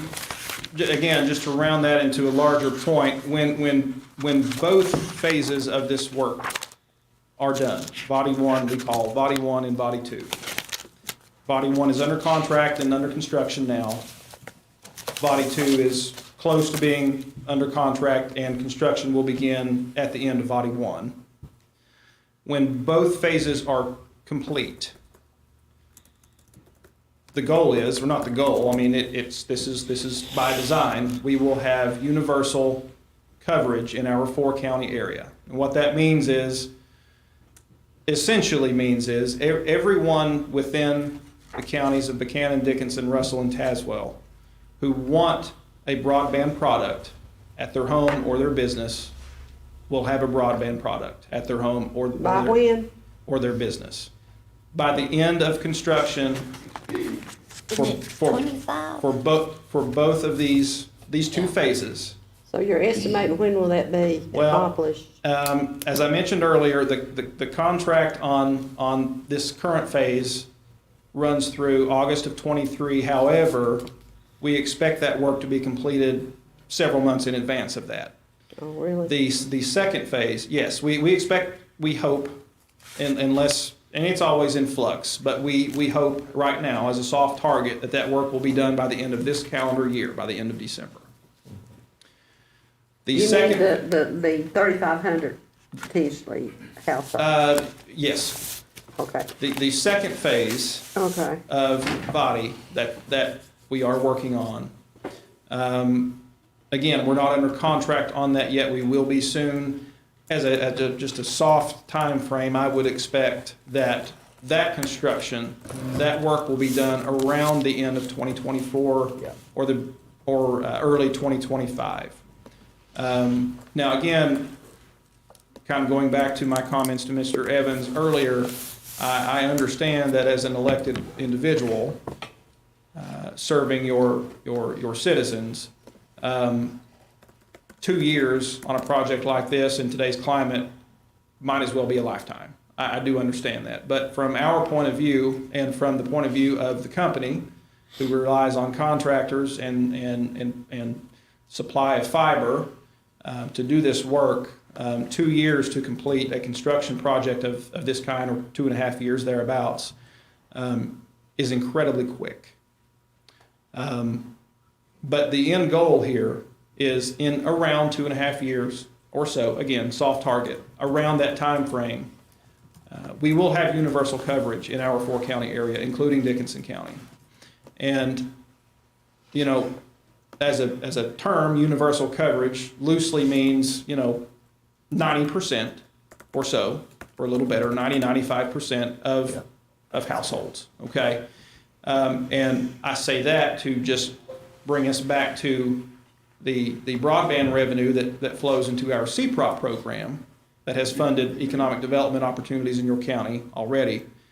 Our board has committed to using those funds in the future to reaching those far-flung homes that could be left unserved after these 2 projects are over. So, in other words, if there is, if it just does not make economical sense for the company to extend fiber 2 miles up a holler and reach 1 house, we have the opportunity to use those funds to meet that need. I would also mention too, during the body 2 discussion on the contract, it was brought to our attention that the federal governments came out with a program to do just what you just mentioned, Scotty, to extend people that are off the beaten trail to them, so. So I think that was what our main, is that that's my main question, when will it be? And here's the universal thing. coverage? The frustration is how long it's taking. Yeah, I know yes, that, sir. but I want you to understand something. I've been in this for 2016 is when me and Shelby hit the board, and we were in a tough negotiation with BVU that We were there almost every 2 week. years, multiple meetings, and they were misleading I'm and not everything. criticizing you and No, Shelby. no, I know you're not. I I'm didn't not take it that criticizing way, Scott. but Scotty's just been on the job since February. I just asked him before we came to the meeting. No. It's not like he's no, I mean. But no, what the problem is, the public's known this, and so they are frustrated Yeah, they because it's been are. going on that whole We get it time. I get it about every week. And we still don't have any answers though. Well, yes, we do, in a sense. He just answered probably, as he's not, you can't hold his feet to the fire, but he's saying probably by the end of 2024 or the beginning of 2025, we should have 90% universal coverage in Dickinson County. Is that a correct statement? That is a correct And statement. everything that's been presented to you since we've been on the board, or to all of us, has been 25 is the figure that they've always given us, is approximately 25. So the mother of a school-age child who works from home, whose child needs to be educated from home, I tell them, well, by 2025, you'll have it. Ron Well- Peterson, Scotty tell me by I mean, that's 2025. what Well, I- broadband has So that's always what I'm told gonna us. tell them, and I'm gonna that's give the them your information number and they've Shelby's given number and us. your number. And you all And seen we the tell them by information. 2025, you're in good shape. Listen, I want to clarify something here. What we've been told up till now, I mean, this is the first I heard it might slip into 2025. We've been saying by the end of 2024, and I told you guys that last meeting. I went over all that stuff, and I said it was unserved and underserved. I've also said Comcast. Now, I can't give you a better answer because we are stuck with the contractual thing that was arranged. There was a lot of time, I'm sure. And you Point were a big Broad- part of that, right? I mean, you were a big part of that contract, wasn't you? No. The Oh, contract. you weren't a big part of the No, sunset? the body, into Point that was Broadband? done between Point Broadband and the state fund. Okay. That's where it sat idle for a year, as far as we could tell, waiting for them to decide to proceed, and it was really them working on getting other revenue sources to do the install. So is this Is that right, Scotty? I think that's, I But think that's the right. thing is, The only contract I seen with the body was this last contract, because I got invited to the contract meeting. And I briefed you guys with information from what I seen on that. So it's not, I'm not asking you to be happy about it, and surely the constituents aren't. But we are trying, and people are listening, because I've heard people across the nation say that their complaint is, it's our taxpayer money, why can't we get more details? So they are gonna make them start reporting more information, and that'll be the next body, but they even started reporting more than what we'd seen on body one previously. So. I know, I sent you an email back the 1st of March, and, about a address in my area, which is probably 2 miles from my house, and you answered back that sometime between July and September, that they should be able to apply to be hooked up, which is, and they're sort of back in the mountains and the boonies, and I don't know how, where all they're coming in at or what, but, So where was that at? Cypress Lane up on Solon Ridge, up on the mountain above me. The one you made mention of, Josh, about this homeowner that's been rectified, hasn't it, Larry? Well, it's what we're working towards, but if anybody does need a place, we can try to accommodate. No, I'm anybody's talking information. about where Josh mentioned about this this resident kept. The easement issue Point- from Baker easement Ridge issue. to Oh, yes, Rush the Creek. Baker That has Ridge been was- taken care of. Yes. Oh, good. Yes, Very Mr. good. Puckett Yeah, got 'cause back to me I- very quickly on that. That was taken, Mr. Puckett, that was taken care of with a matter of 2 days or I something like reached out that. to him I within mean, 2 days, they had a resolution. so yeah. those people at Rush Creek do have, Mm-hmm. access to, Or will Yeah. have probably. well, they may already And have it. Ms. I- Slutz reached out to me, and I contacted Mr. Puckett, and then within, he needed some additional information it'd from be me. paid. And that was the point I was trying to make over the gas thing. The broadband thing's a little easier, because they're stringing it on power lines. Right. So it does take time because that's another thing that they have to coordinate with the power company, the leases on those poles. Well, Madam Chairman, we're all frustrated with it, but I want the residents of Dickinson County to know we're frustrated and we're doing all we know what to do. And I'm sure Shelby and Ron have been on the board and they've worked and hollered and screamed and went on and I think Scotty will tell you, we've even hurt feelings over there, well, I'm sure. you with have. our- And we appreciate them going out to help the residents of Dickinson County, but we want them to know, we know, we've been working hard on it, I have.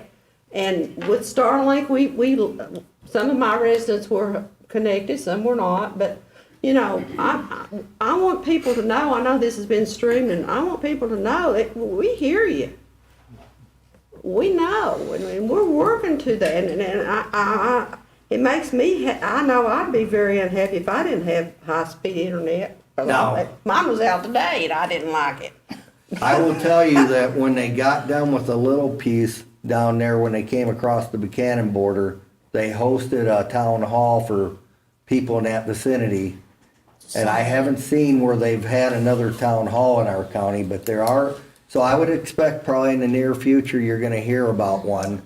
I can't tell you where it will be, I don't know where they're gonna have the preponderance of people, but I seen some others advertise for some of the other counties recently. I think the vast majority of their engineering work on this project, Ron, field work, I should say, is complete or about to be complete. I do Yes. know they recently were able to contract with a very large fiber contractor who is working within the They've been doing a better I believe job is the name reporting of the it company. lately, I think.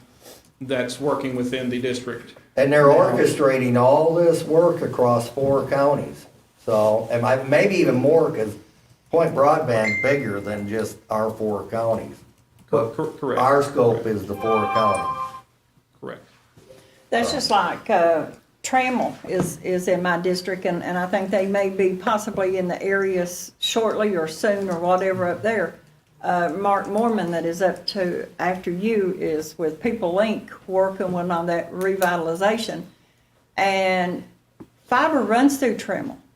Point Broadband put fiber through there years ago, but it was at the time of or maybe BVU did, but it was That would have been BVU. the prior restrictions were in place. Yes, it was only business access. That's what I was getting at. And we have, you know, we This go up is how there for ridiculous this is, meetings, though. we try to contact Had to do with people, the you get up there and money, need to make a phone call, and you gotta go somewhere, or. Right.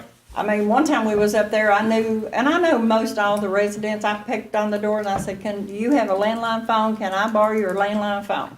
You know, and, it's been a hassle, and that's where some of my calls come from, is Trammell. Is, you know, when are we going to get internet here? Well, guys, you know, I know, again, referencing back to my comments, Right. Mr. Evans, I know it's frustrating. I know you get calls constantly. I wish we could snap our fingers. I wish we could, all of us, not just the PDC, but I wish we could wave a magic wand and just turn service on tonight for everyone. But you know, in the world of projects like these and construction projects and it's just not, doesn't work that way. But the light is visible at the end of this tunnel. I mean, we are very close, you know, to realizing this goal, and that should be celebrated. And I know it's frustrating in the process of waiting. Very I much think the understand. bottom line question from all of us is, if Point Broadband could release something that gives our our citizens a general idea that this may be on in this area or that area, 6 months, 3 months, just to have a general idea of where some people can start seeing it to be turned on, as to say that it has to be done by 24 or 25. That's, We you know. do. That's right, Peggy, you're right. We do receive generally Yeah. monthly updates for our board's consumption. More or less like you're referring to, just for instance, on the last update, which of course, Ms. Willis and Mr. Peters, saw, they're completing field engineering now at Nora. Yeah. Carter So that's Stanley probably Highway. why the one. Carter I Stanley, did it a little bit later. they're, Wasn't much, I didn't notice a lot of change, but there was some. Also, Scotty, I don't know if you're aware of it, but Scott County got in one of their cabinets. Mhm. And they're getting ready to hook up some people down. I guess it'll probably be Sand Lake area. I know they've got some of them's got high addresses, but I know they've been a long time waiting to get their cabinet because of the short supply, I guess. Well, I know Greenbrier was one of the first areas they hit in the county, that and Breaks Park, and then, Now that's one broadband. Now this is Yeah. Scott County's got a new yeah. got a new I'm sorry. cabinet in for down in your area, I think. Yeah, it could be, and Why don't Scott County hook up people like on Rose Ridge? They run through there, don't they? what? Big Ridge. Shelby? Well, I don't know. I'll call them and ask Could them. we pivot with Scotty, or do we I want to do more think if they go internet? through there, No. you have access I to had- it. Well, they don't connect people up on Rose Ridge and. Have you give us all the presentation that you come I- Well, prepared? I've so got we a can- couple other questions, if Oh, I okay, may. okay. Sure. Could we pivot just quickly to cell phone service coverage? I know that the Planning District Commission was involved in a cell phone tower construction over on 460 for Buchanan County. I'm sure, Scotty, you come in via Route 63 here in Dickinson County, and as you know, that from the top of Dank Mountain literally to the four-way intersection here, there's zero coverage. This is a concern not only for citizens, but also our law enforcement and emergency responding community. What could the Planning District Commission do to help us get coverage in that particular area of the county? I know there's other areas, but Sure. that to me is, in my opinion anyway, the most desperate place, given that it's a main corridor that many people travel for work and doctor's Absolutely. appointments and whatever else. Absolutely, Mr. Evans, and our board did authorize us just, a couple months ago, 3 months ago, to begin the process of pursuing a regional wireless coverage project. Now, there are many, many zones, many areas that still need coverage within our 4-county area. So it will be a years-long process to try to solve that. It's much more complicated, in my opinion, than solving broadband, but. Really? Yes, Well, Mr. I don't Peter. want to steal your thunder if you're going to talk about tomorrow. Tomorrow? We There's have a the- meeting, a We have that VCC VCC Oh, the meeting VCC tomorrow. meeting, yes. And I noticed that's on there, on the It agenda. is, I was about to, yes, I was Yeah. about to. Yeah. But, Mr. Evans, we work with a sister organization, the VCC, that's comprised of the Cumberland Plateau Planning District as well as the Lennowisco Planning District, and it has spearheaded wireless efforts over the last several years within the coal fields. And we intend, through the VCC, to pursue an ARC Power grant opportunity that will allow us to conduct a study of regional wireless deficits and begin to look at how to address those. And we have begun keeping an internal list of areas within the 4 counties, our 4 counties, that we know of that still lacks such service. So if you have any that should be added to that 72. list, that applies, Yeah, of course, we're at to 72, the entire 72. board. Please Is it on let it? us know. It's not on it, but Well, they how did know that of it. project in Buchanan County get done? Wasn't that about a But it's $400,000 project? For Oh, that heavens, no, tower? it was much more expensive than that. Okay, well, I mean, Yeah, how, that was, Mr. Evans, that was, let's see, top of my head. I guess you were with that county then. Getting to, let's see, don't hold me to this exact figure, it's pretty close, about 2.5 million, roughly. There's ARC money awarded for that project, as well as other monies through AMLR, former AML pilot, Thompson Charitable Foundation. So did the Planning District Commission facilitate that? I mean, that's my The- understanding anyway. Yes, our staff did in conjunction with the VCC. So we want you to facilitate one for us. Well, they are. But may I add How here? do we get you to facilitate that for us? Well, let me explain this. The wireless is also part of the BVU thing. Well, That was a I don't, wait, let me. but I don't care about any of that. All I want is cell phone coverage. I don't care. Yeah, okay, but you gotta understand how this evolved. You're trying to tunnel into what happened in Buchanan. Just last year, matter of fact. Yeah, and it's been carrying on since I got on this board. Been there since I've been So on. why it. didn't we start us Let me- one let back me when you got on the board? Well, if you would be quiet and let me explain. I just don't. What okay. happened was, they installed a tower in this county, 2 of them. Part of the Verizon deal. Red onion. And one of the last towers was Oakwood there in Buchanan, and it was a failure because they couldn't go to the primary location because it was too hard to get up the mountain to get to it. So then they stuck it down lower and it was failed, so that's been the focus of that. That's why you're just, like Scotty's been explaining, sometimes it doesn't bear fruit till years later, and it's just starting to. Well, why don't bear we start fruit. it now then? What? Let's start it now. Then. That's. Well, that's what he's getting ready. Tomorrow is a meeting that I'll be at that discusses, we're gonna go out with a feasibility study to have them look at wireless coverage in 7 counties. And that's on the agenda. Those planning documents, generally speaking, when you go out to seek grant funds for an infrastructure project like wireless, broadband, water, sewer, you name it, step 1 is always get your planning document in place first. Because the funders want to see that. So that's, Mr. Evans, what that process will be, is to perform that work, generate a planning document that will identify those areas, and we can proceed from there. You know, I'm not gonna stand up here and tell you that'll be done in 2 years. I wouldn't do that. But we are aware of it. We are keeping that internal list. Again, I encourage you to reach out to me with any areas within your district that should be on that list. I'll tell you, Route 72 needs to be on the Route list. 72 is on the list. It doesn't show up on the list, but I think Jim has written it in, that 72. Well, make sure, let's It's make on. sure it's on the list.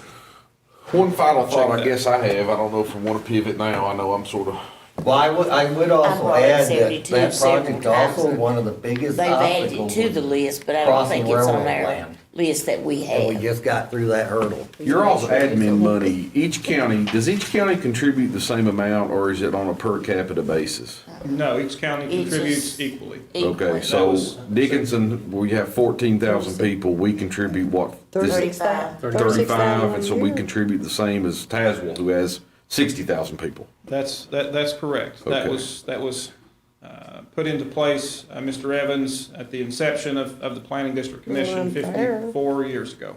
Okay. It's And about the same those, way SIFA works. are those monies, what, Yep. is that how you all travel to, say, Oregon, or your recent trip to DC? Is that where that money comes from? Well, I the mean, when you talk about 35,000. counting, there's blending there. I'm not gonna tell you that the entirety of those local monies are used for any particular purpose, but those monies do support our planning activities, and that some of that can sometimes involve events such as those where we network with those funders. So who paid for the DC trip you all just went on like a week or so ago? What do you mean by who? I mean, did you have a credit card that's Cumberland Plateau, or who? The planning district, of course. And so you booked a room for Mr. Peters, yourself, and who else went? We had 4 members of staff, I believe, and 2 members of our executive board. And what did you all I think go that's there correct. to do exactly? I'm sorry, repeat What that. did you all go there to do in DC? Who did you meet with, or Sure. did you talk about broadband or cell phone coverage, or? A little bit of everything. Okay.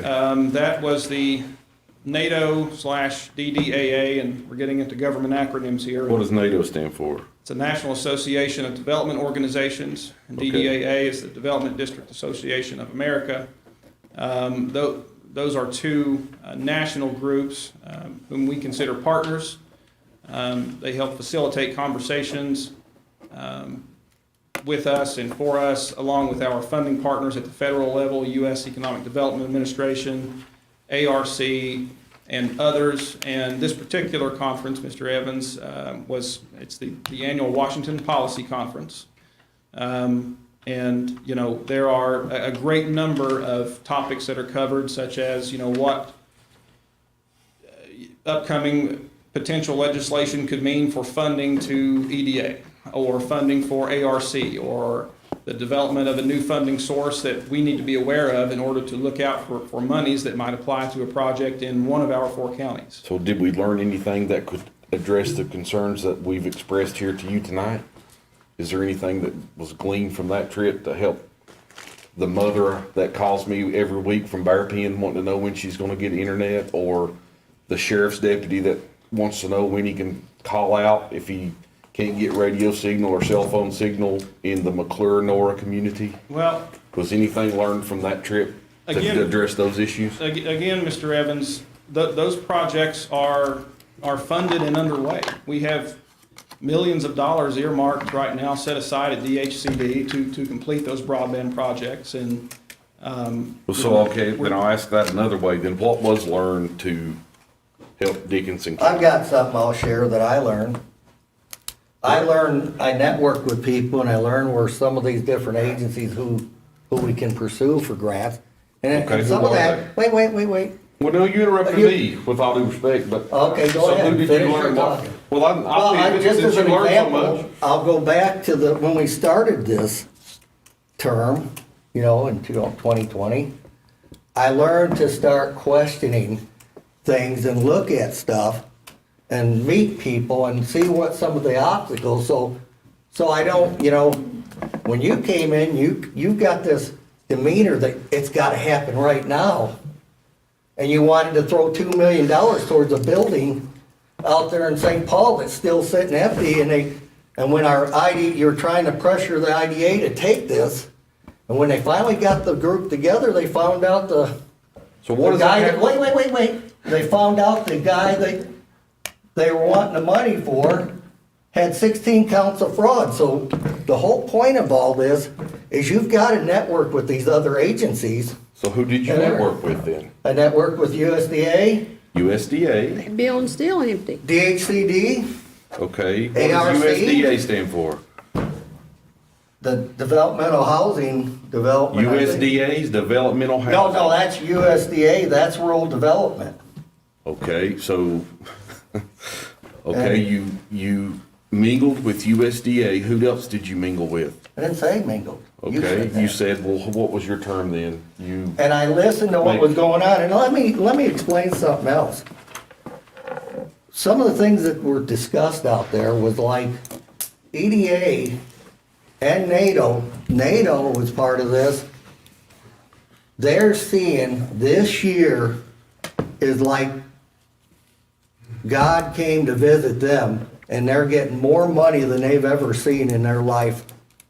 It's like a situation right now with all that infrastructure money coming out. And I remember what I found interesting was the EDA guy was sitting there explaining to the audience, we need your help defining these goals, these projects, because it's hard to weed through the chaff to find the wheat.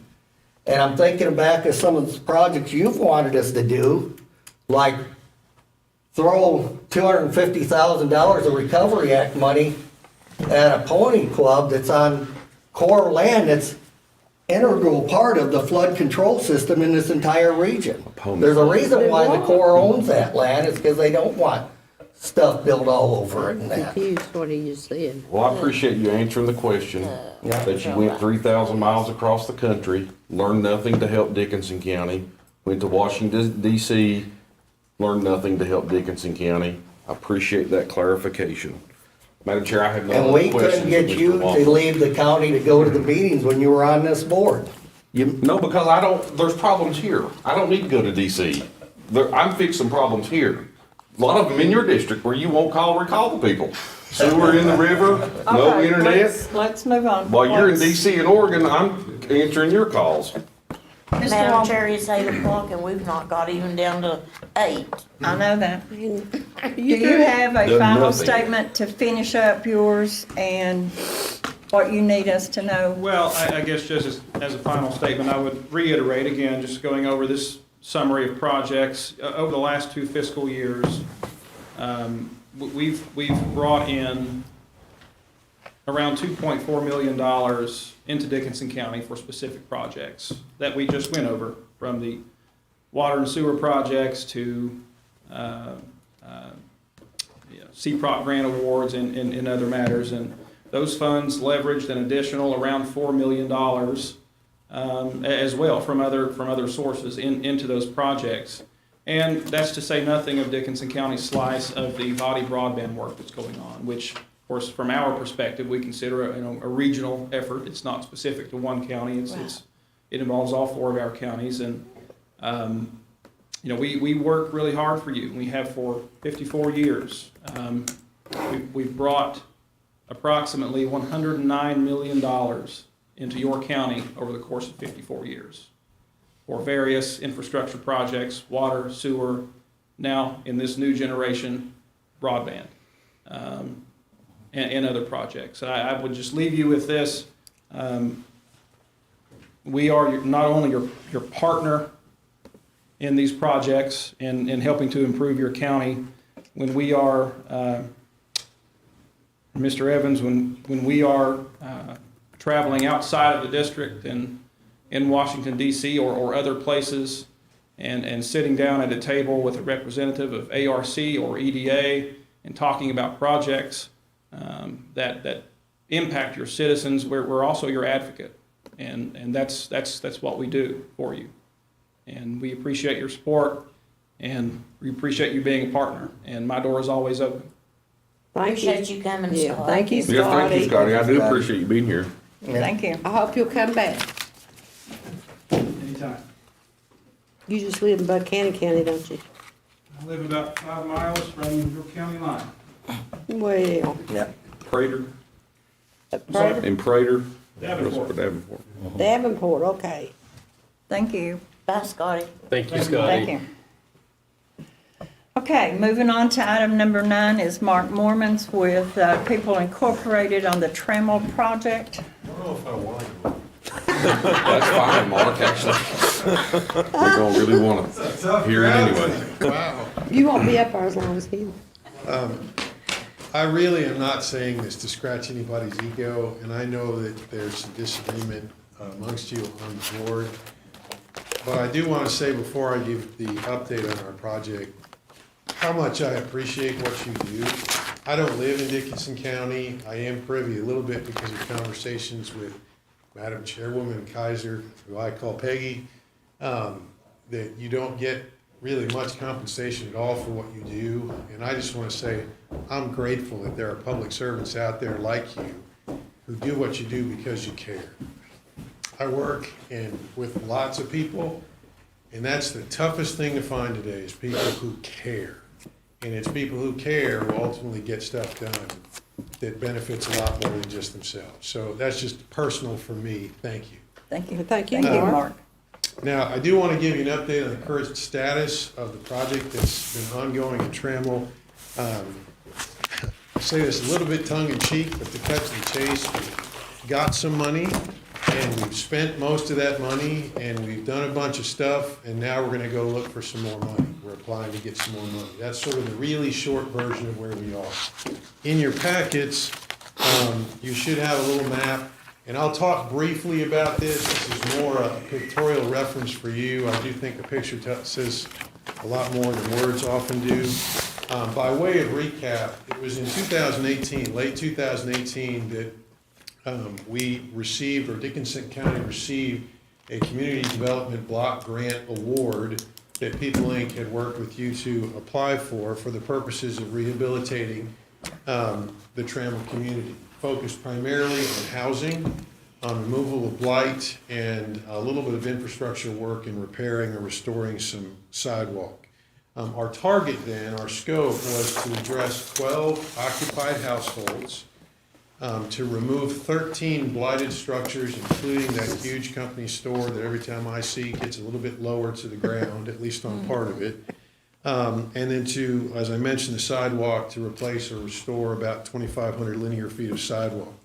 I relate to the frustration of getting money moving quickly. It took us more than 18 months to get DHCD, that's the Department of Housing and Community Development, to release the grant funds to us so we could get started.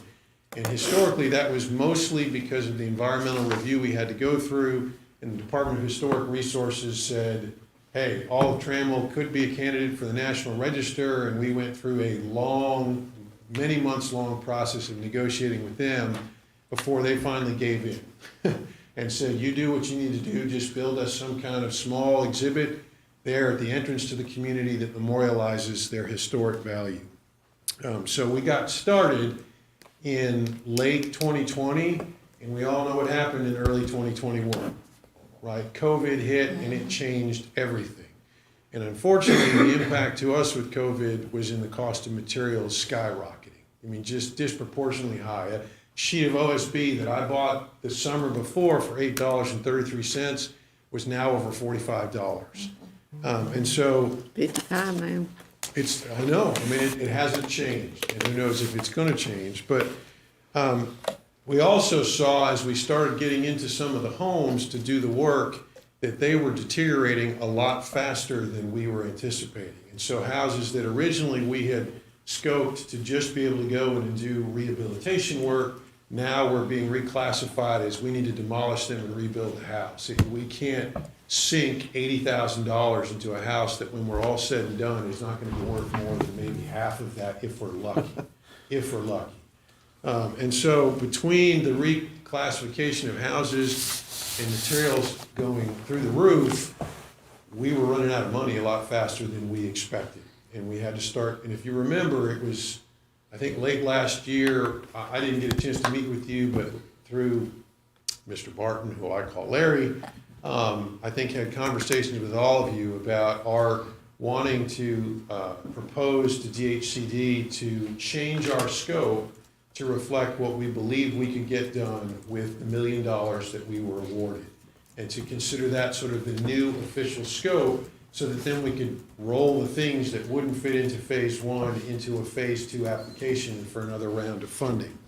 And so we did that. We actually had the conversation with DHCD, and they officially approved that reduced scope, and in the meantime, we continue to pursue additional funding. And some of our funding sources are probably similar to what you heard from the Planning District Commission, where we got abandoned mine lands reclamation funds, we got some funds from Foggy Home, and we got some funds from USDA Rural Development. Although even with all of those thrown into the project, it still wasn't enough to cover that whole initial scope. So, all of that said, where are we today, as of right now? And hopefully, since Route 63 is pretty much the primary artery in and out of Dickinson County, unless you want to take the long way around, you've seen some of what's going on there. Our final scope was, instead of 12 occupied homes, to reduce it down to 8. Really, it was 9, but we had one drop out who decided after we bid out their home and had a contractor lined up to sign on the dotted line, they decided to back out of the project altogether. So it brought us down to 8 occupied homes that we were going to address, in addition to those 13 blighted structures in the sidewalk. Of the 8 targeted homes, as of today, 3 have been completely rebuilt, demolished and rebuilt. 3 more are in the process of construction and should be completed within the next 2 to 2.5 weeks. So that'll be 6 completely rebuilt homes in the community.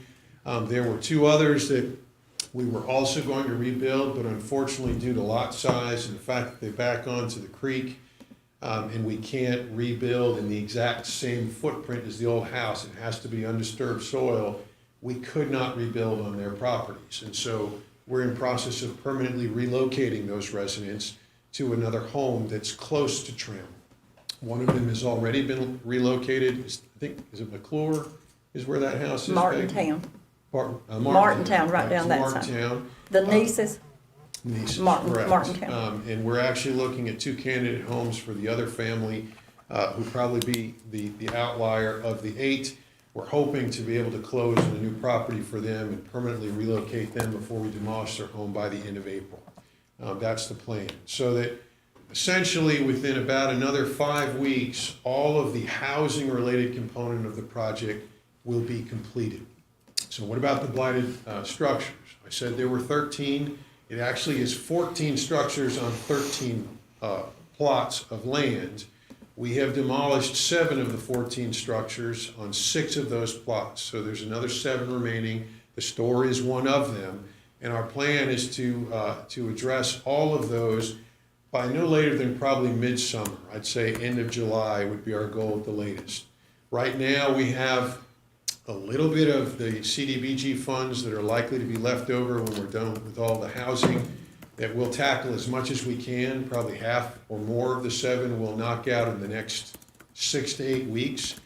My hope is that the store will be one of them, because that's going to be a huge transformation of how Trammell looks to people going through there.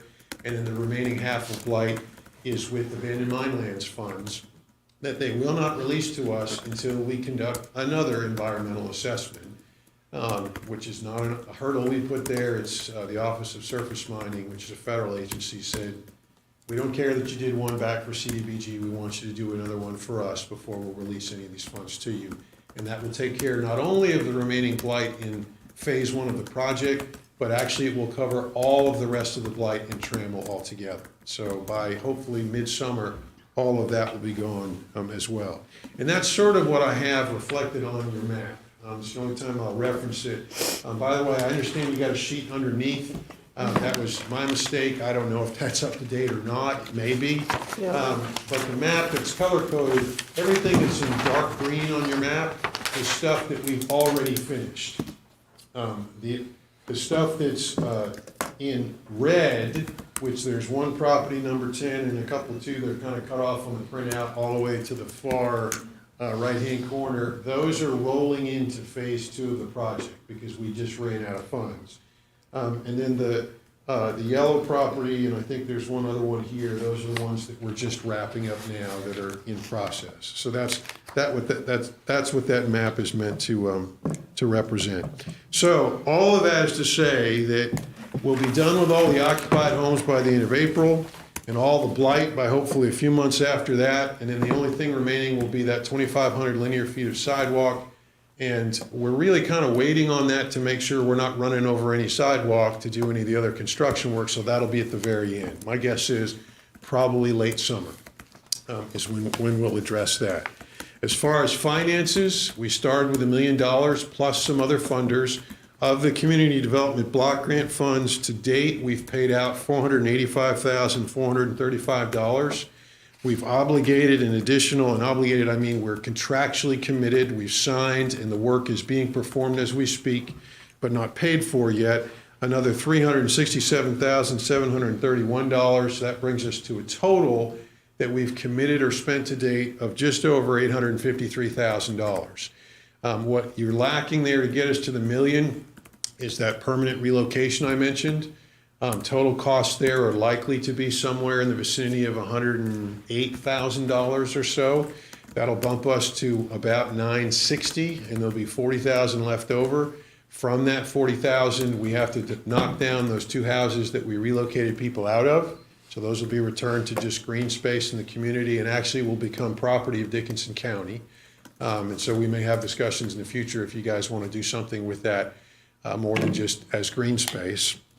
And then whatever remains after those two houses are demolished, we will use to address remaining blight until there's no dollars left of that $1 million. Now, I want to say this as well, only because it's something I'm proud of about the agency I work for. People Inc. to date, of the $1 million, and we've been on this project now it's now in its fourth year since we started working on it back in prior to 2018 to apply. We've collected a total in administrative costs of about $45,000 out of $1 million for what we've been doing. And that's because we exist as an agency not to make money, but to benefit people and households and communities. And so I know I may sound like marketing, and I don't mean it this way. It's just we are really honored to be your community action partner for Dickinson County. And we're very invested in the Trammell community. As you know, phase one only got us about so far. $1 million only gets us so far in the community. And so we're applying for phase two. And that application deadline is coming up in just less than 2 weeks. It's April 1st. They've bumped the cap from $1 million to now $1.25 million you can ask for. Unfortunately, that $1.25 million will cover fewer homes because material prices are still high. And so we'll be talking in more detail about this in a couple of days. I think we've appended a public hearing on in front of one of your meetings just later this week. So we'll give you more details about that scope. The short version is we're looking at addressing about 8 properties, of which 6 would be rebuilds and the other 2 would be significant rehabilitation kind of work for that $1.25 million.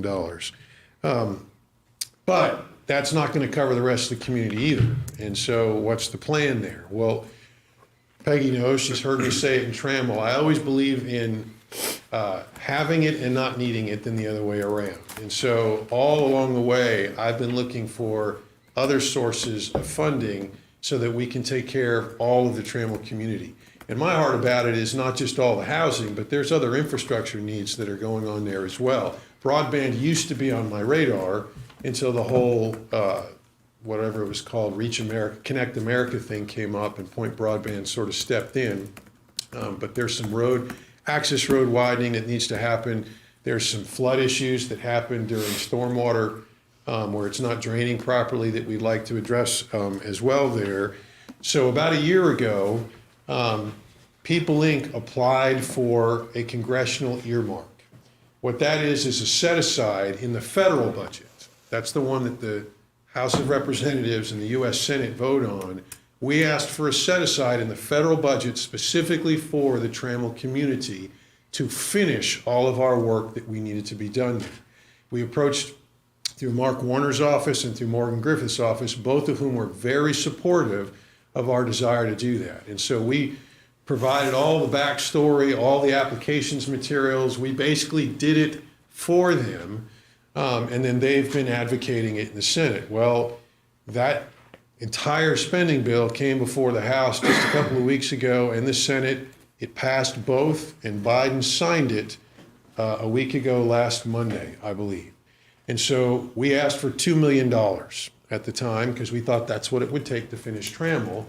Now, we know it's more than that, but we are officially going to be the recipients, or really you are as a county and Trammell specifically as a community, of another $2 million, which our hope is that will be sufficient to finish all the rest of the work that needs to be done there. So I'm very excited about that. People Inc. is really excited. It's the first set aside that we've ever received as an agency on behalf of a municipality.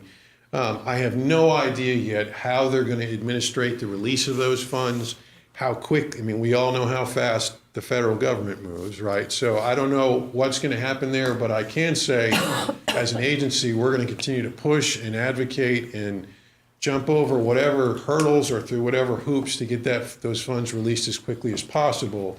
And in the meantime, we'll be doing a lot of planning work to sort of figure out exactly how that money's going to get spent as soon as it's released to all of us to do that work. So let me pause there for a second. Any questions about anything I've said so far? Madam Chair, I have a question. First off, I want to thank you. This is great news, all of it. And I think, I've driven through there several times and I'm impressed. But I wanted to go back, you said that the land coming back to the county, will there be any restrictions on it? Are we required to keep a certain I look understand. and all that? Yes, the short answer is no. It is Okay. completely unrestricted.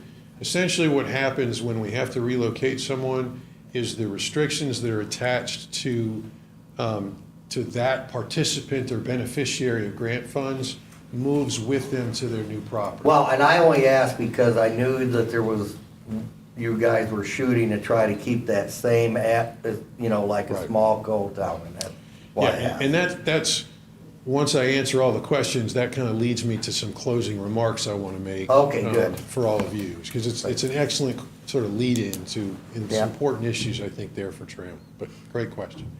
Any other questions?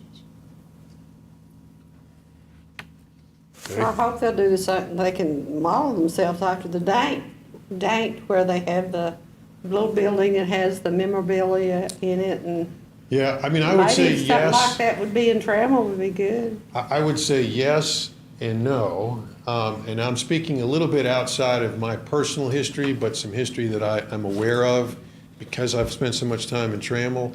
About $500,000 went into date about 25 plus years ago to do similar kind of housing rehabilitation there. And sadly today, if you drive past that part of the community, you'd be hard pressed to know that that happened 25 years ago because people have not kept up with it. I've heard some horror stories about things that happened as soon as the project officially closed with some of the homeowners selling materials to support habits that were destructive to the community.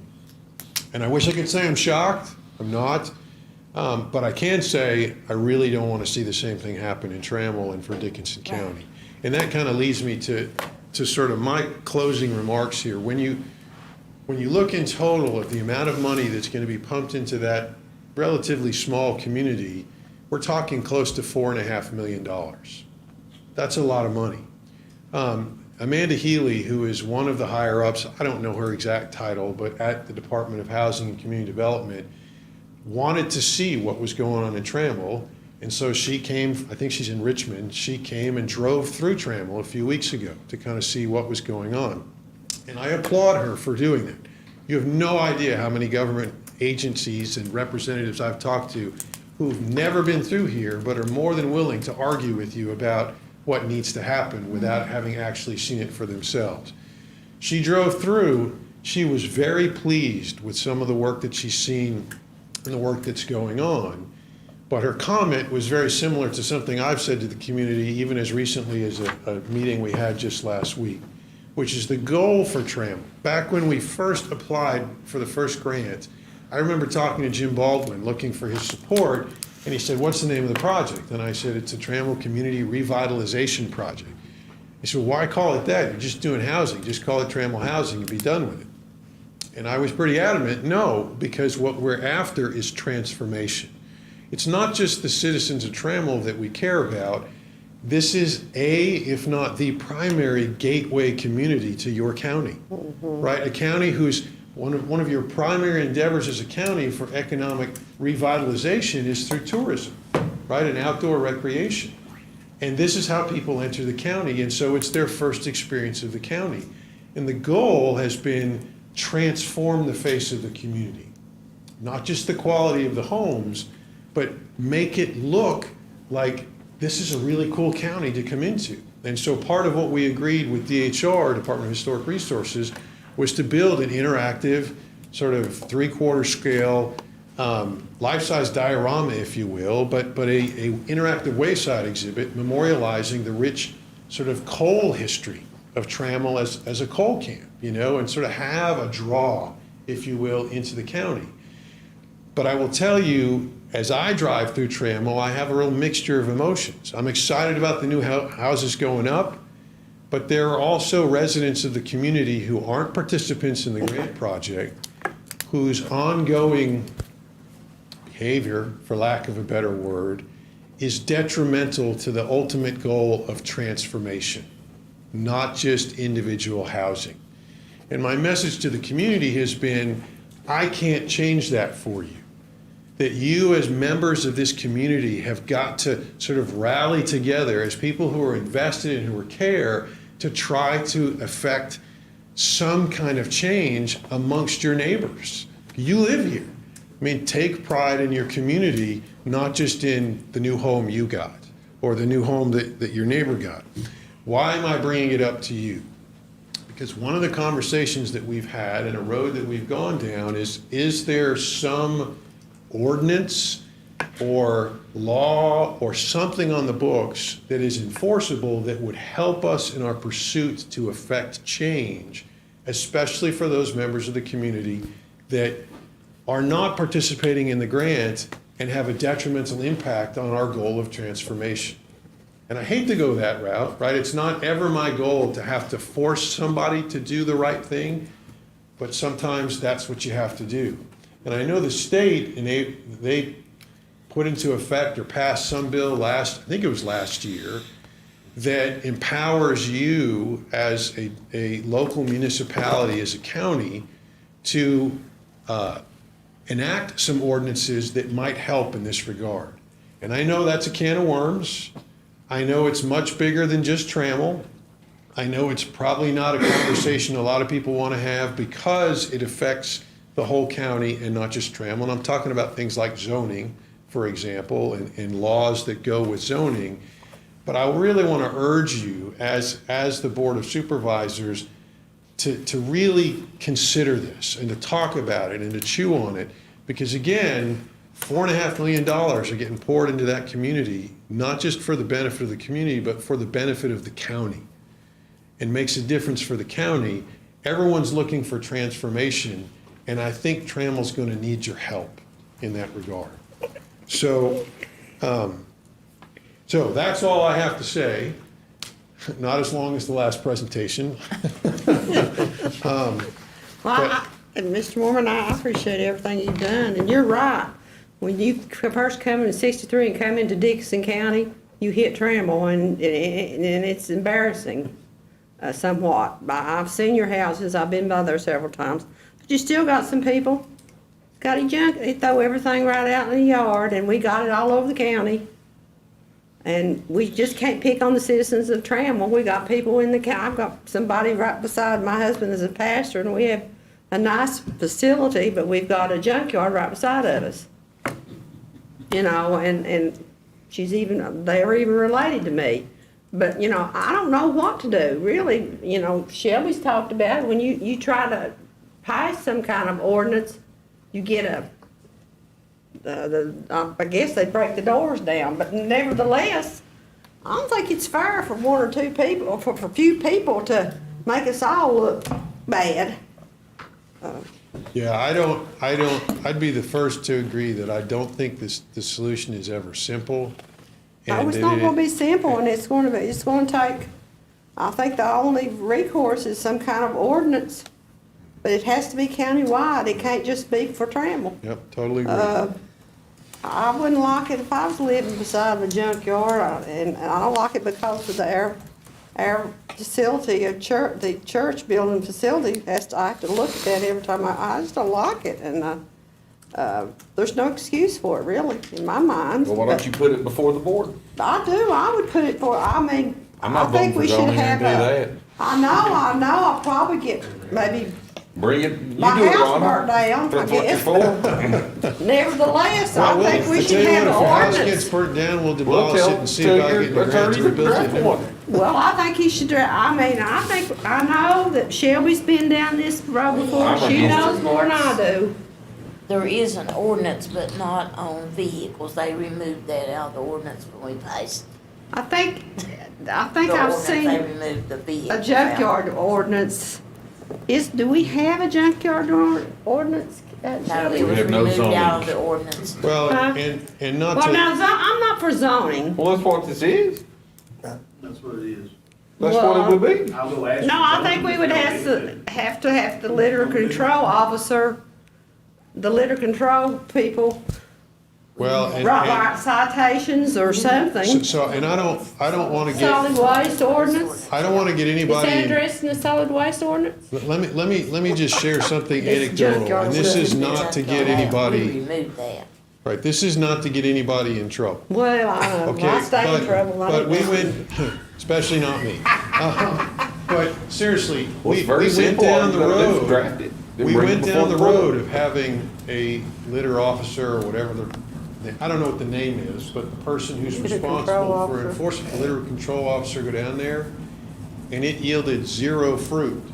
And it was in part because the opinion of the officer was there's no problem. Even though I can't walk across the sidewalk in part of the community because possessions of a homeowner are flowing out into the road like it's a flea market. I know. And it's gonna get worse because, you know, if you look on that map, there's a string of black houses in a row, right? That run right into the store. That's five different properties that are all blight, that are all gonna get removed, that are all gonna turn to green space, totaling over an acre of land in Trammell, where the lot sizes are less than a 1/20th of an acre apiece. What's gonna happen to that nice little green space in the middle of Trammell if there's no one looking out for what's going to happen? They'll put Jeff on it. What they'll do. Absolutely they will. I know what they'll do. Right. So But again- I was around when the first thing went through, when they had national headlines and they got water and sewer through it. Well, they didn't, it's right back the same, and I'm not throwing off on the rest. We got people all over this county doing the same thing.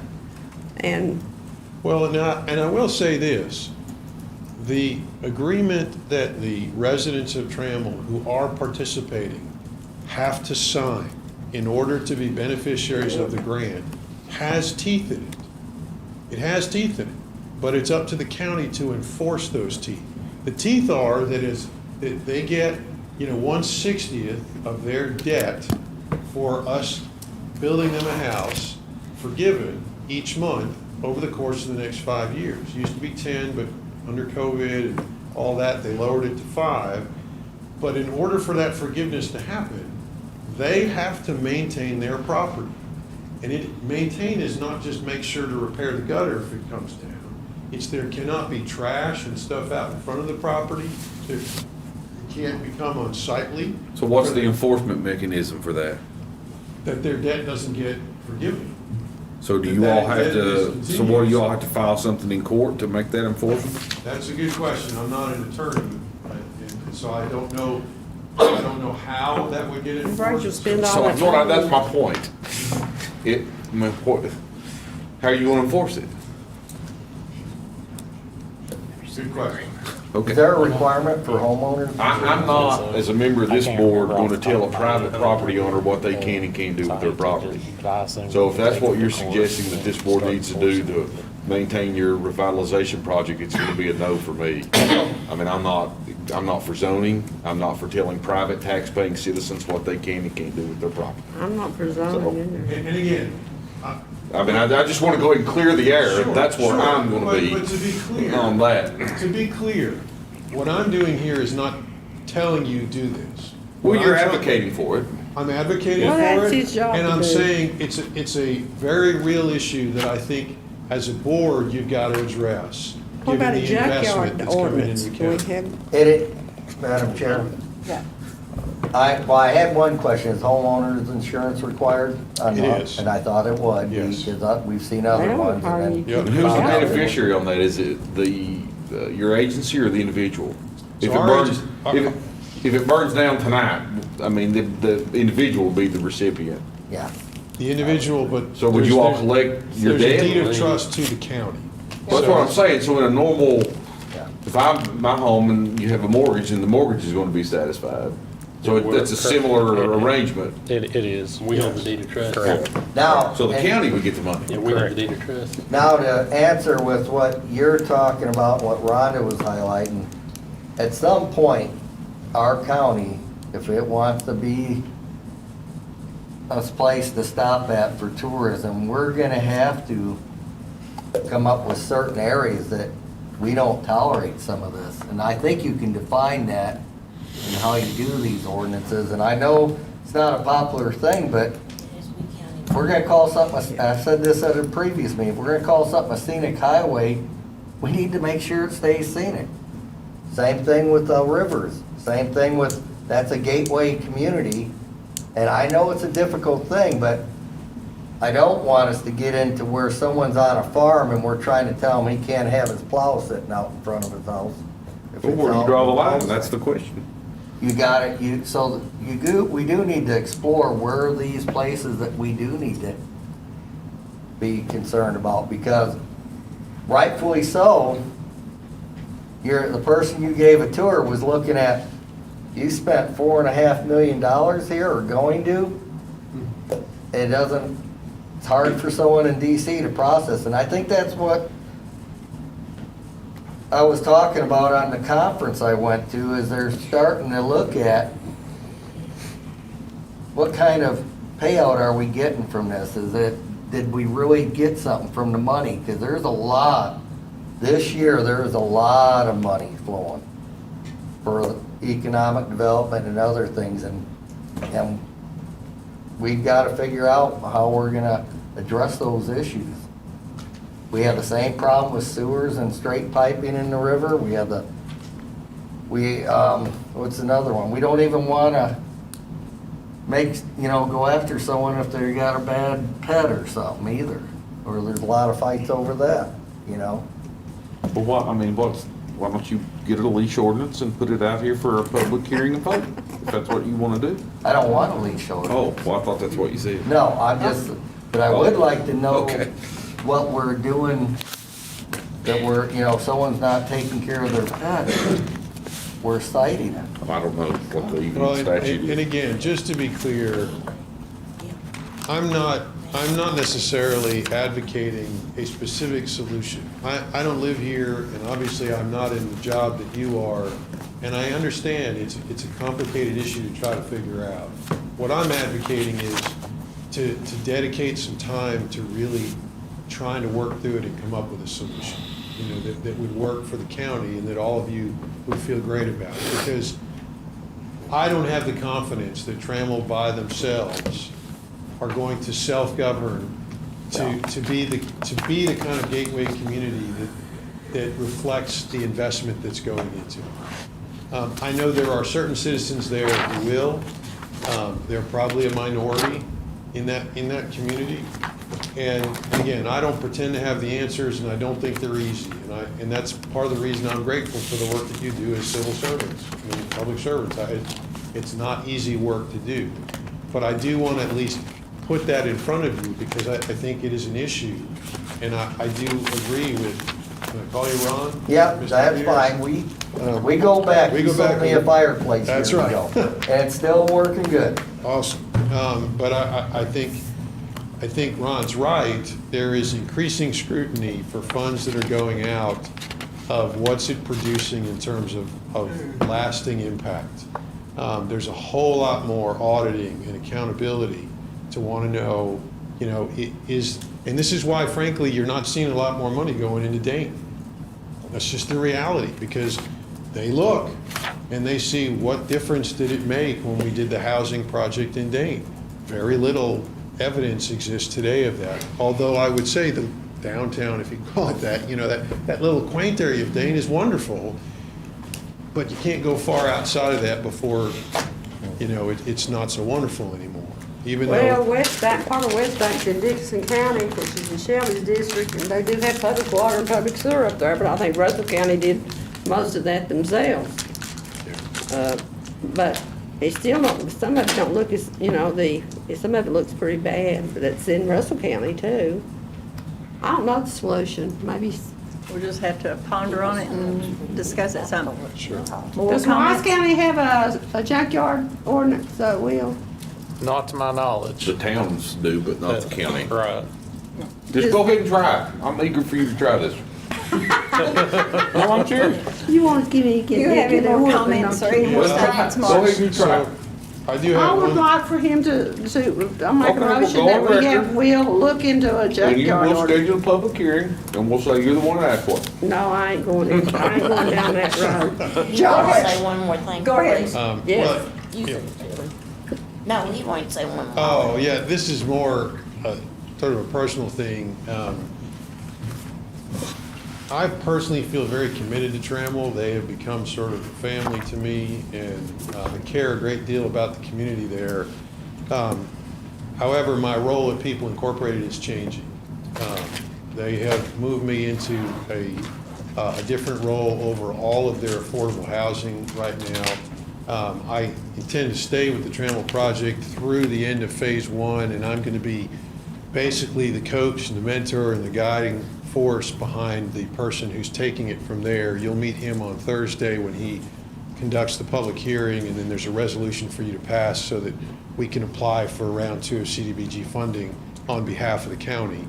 So I don't know how much more often you'll see me up here, but I do want to say it's been a privilege working in Dickinson County and serving you all and serving the residents there of Trammell. And who knows, I know there's been some discussion between Larry and Peggy and I, there may be some other things that we'll be doing related to affordable housing on a broader scale here in the county in the future, so. Well, Mark, you've done a great job. In all Yeah. sincerity, you've been so transparent. Put a lot of time in, and I do sincerely appreciate that. Thank you. Mark has been very gentle spoken to all of the residents in Trammell that I have been around. There's probably some give him a little bit of headache in that, but I've never seen Mark lose his cool with anybody. He has been nice to work with. Well, I Thank you. did have one resident heckle me during one of our meetings. I don't Thank think you, you were Mark. yet there, Peg. I might not be, You've done a really good job. yes, Thank you. Thank you, Mark. Thank you, Mark. thanks, Mark. Okay, moving on to item number 10. Oh, my goodness. Get up and get something to drink. Cassie, we'll have you to come forward, or you're already forward, and bring us your presentation. So we can get something to drink. Yeah, but you're. Because you can listen. Yeah, I won't take up much of your time at all, I promise. As you all know, we, under previous county administrator, David brought forth to you guys the hurt and profit quote for parcel mapping for the county, which generally speaking, the only thing that done for us was take what we currently have in the commissioner's office and give us a base map in GIS. There was a second part of that contract that you guys tabled, which was the maintenance part, which is what we're bringing before you tonight. And I know you guys have those, should have two separate quotes in your packets. The first one, of course, just falls for April 1st through June the 30th. The second quote, of course, is for the new fiscal year, which would cover the entire July 1 to June 30th of '23. So, I'm open to any questions. As I said. Question number 1. Yes, ma'am. When you presented us that and we paid our fee, and I remember I asked you about the maintenance. And you told me like $1, $2, $3 per parcel once they got it up. where did that figure go to? So I don't know that I said $1 or $2 a parcel. It was very little. I have to go back and Yes. look at my book. So it comes down to, I think the initial quote was like 28, maybe $2,500 per year. And that was just for general maintenance, which would cover any corrections, splits, new additions, anything like that. And that was going to be so much per card that was split. So much, it was like nothing almost. You got a quote from them. And I'll have to go back, and I'm sorry I Yeah. didn't have I time to didn't do bring that that today. one, but, yes, it was a very It was small a very amount, small amount of money. which would only cover the very few corrections and splits and things that we had, which was the quote that came from the commissioner's office then. And that's what that was based upon. After everything was transferred over, and now we have a base layer within our GIS mapping, there is numerous inconsistencies and errors that we are finding and that we knew were there. So it's going to take a little bit more effort and a little more time to get everything even remotely ready to release to the public. So that's where these two quotes come in at. I mean, if you look at it from the standpoint of $85 per hour is a lot better than $100 or $50 per parcel, because these guys can probably knock out 15, 20 parcels in an hour. So if you do the math, you're looking at $1,500 for those parcels as opposed to 85 or 170, if I did the math right.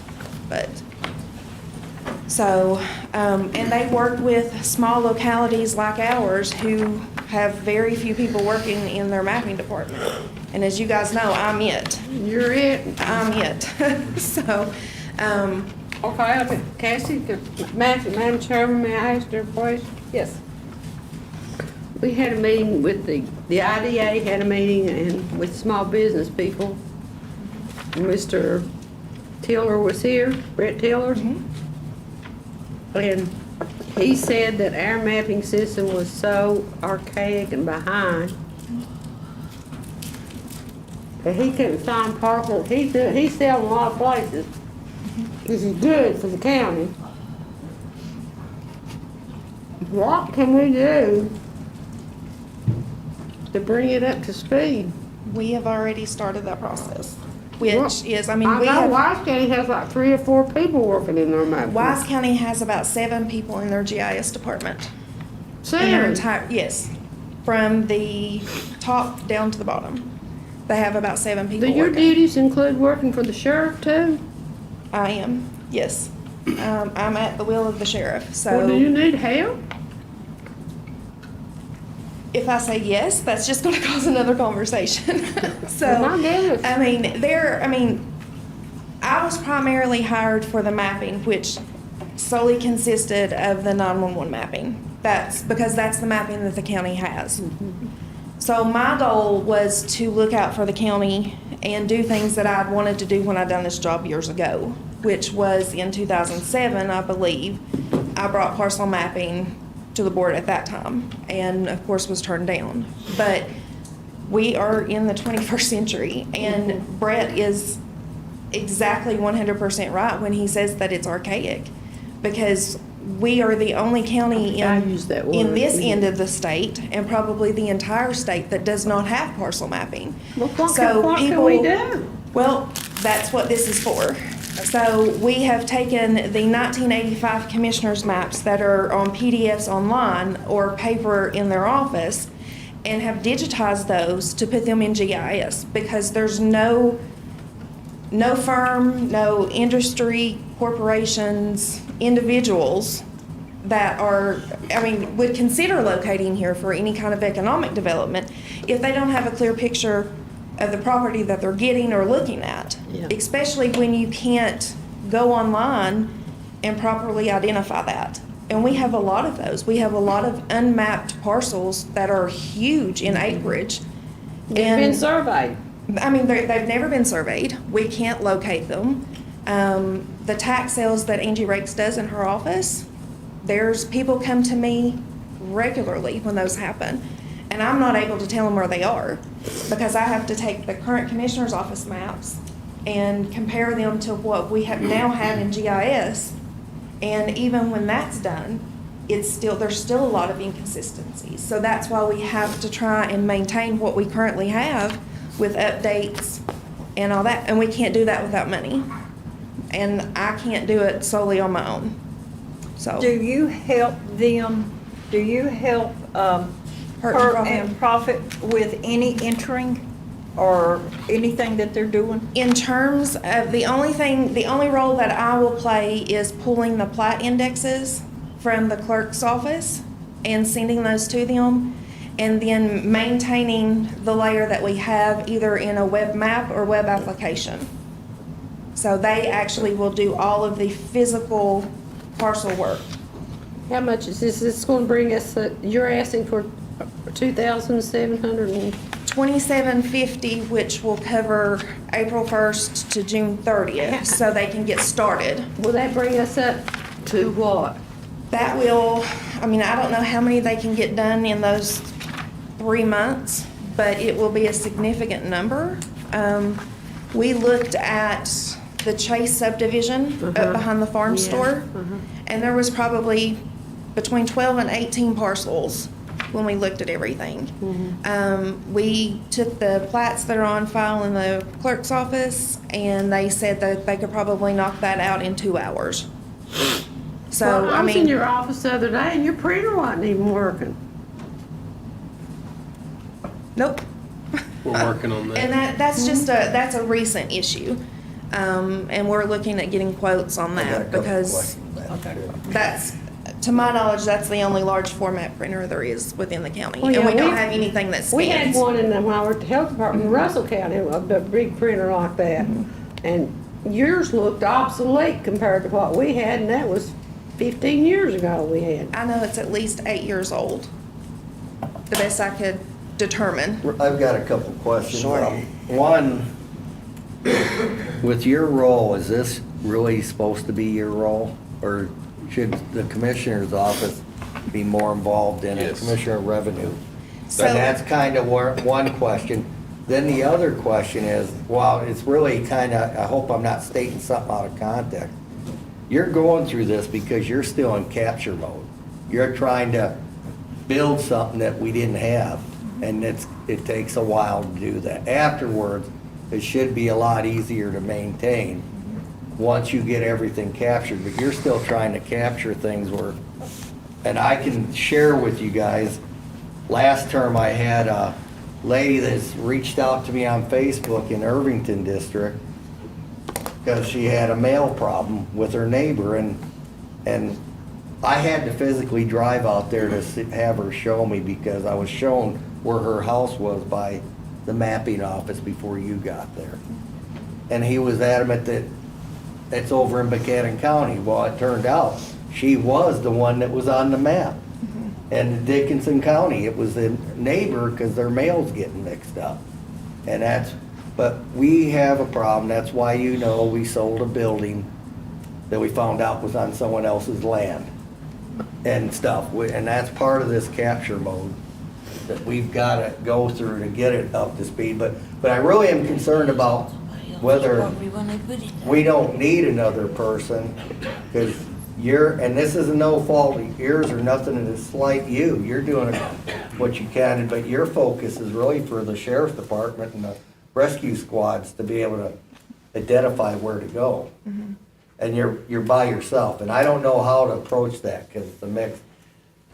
Well, she has to be off, I mean. I have always done bookkeeping and numbers. Is this $2,750 valued at $85 an hour, and they will only work This is just till June the 30th. Well, yeah, I know that. But is their hours that they work, will it be whatever they need to work in 3 months for 20? No, that's what I thought. No. So at $85 an hour, they can only put in 32.35 hours of work in 3 months. And if you divide that down by the month, that's only 10 3/4 hours a month that these people can work on this. And then on the $10,000 at $85 an hour for 1 year, they can only work 117.65 hours in a year or 9.80 hours in a month. How much can be accomplished in that many hours for that kind of money? Not much. And I understand people with educations and degrees and know how to do this, that this is their rate. But when you break it down to how many hours we are going to get for this kind of money, when an employee works 2,080 hours a year, regular time, that could sit down there and do that, or could learn to work with them to do that. Very good point. And I agree. I am not a statistics or a numbers person whatsoever. If we look at it from that aspect, it does look very daunting. Yeah. It does look like it would be easier to hire somebody and do it. I would say good luck finding somebody to do it for an amount of, let's say, $30,000. Because a GIS technician that does this type of work is specialized. I don't even have the knowledge to do everything that they You're will be looking at a doing. minimum of $60,000 a year, And and then then you you add on double the benefits. insurance and benefits, so you're looking at $100,000 to $120,000 a year. Yeah. So if this you- that's what you wanna do? If you This is look at nothing the, compared to. Well, she's yeah, making a I good mean- point. We're not getting much bang for our buck. and I mean, Well, and I I'm mean- just gonna be very candid Well, when you I are. say this. I am one person doing this job. And should it rely on the commissioner's office? Yes. In some aspect, yes. Yeah. Because, and The like I said. illegal program I in wanna WISE be- was started by Doug Mullins, the Commissioner of Revenue. That's where we need to have Mike send somebody to Doug's office and say, how did you all start this? What do you need to do? Work with Cassie, go to illegal, get on Google, go Google Wise County illegal. I can give you my login from what I use for real estate. It's the best program. You can type in the name, you can type in the parcel number, you can type in the deed number, pull it up, there it is. That's what we need to do. It's not rocket science. And that Their is Commissioner where- we got 6 people in that office. Certainly one person could be designated to help do this. I mean, this is not rocket science. We Well, don't and- need to sit and overanalyze it. It's very simple. And it's just like Josh said. Can we do that, Josh? If you go Why to, can't you? Well, They Donna, got 5 people, Well, however, 4 what employees counting them. we I mean, got if you- one county employee we could ask to do what that. we got? We got more than that. No, we only got 4. Are they gonna have to have special training? who? If we tried to do that ourselves, they'd In the have to be commissioner's trained. office? Yes, they certainly would, Absolutely. But yes. that's where this should be. Well, no, originated. no, I think we're getting ahead of ourselves. No, but I When- want, the reason I brought that up is I think we did give some specialized training years ago.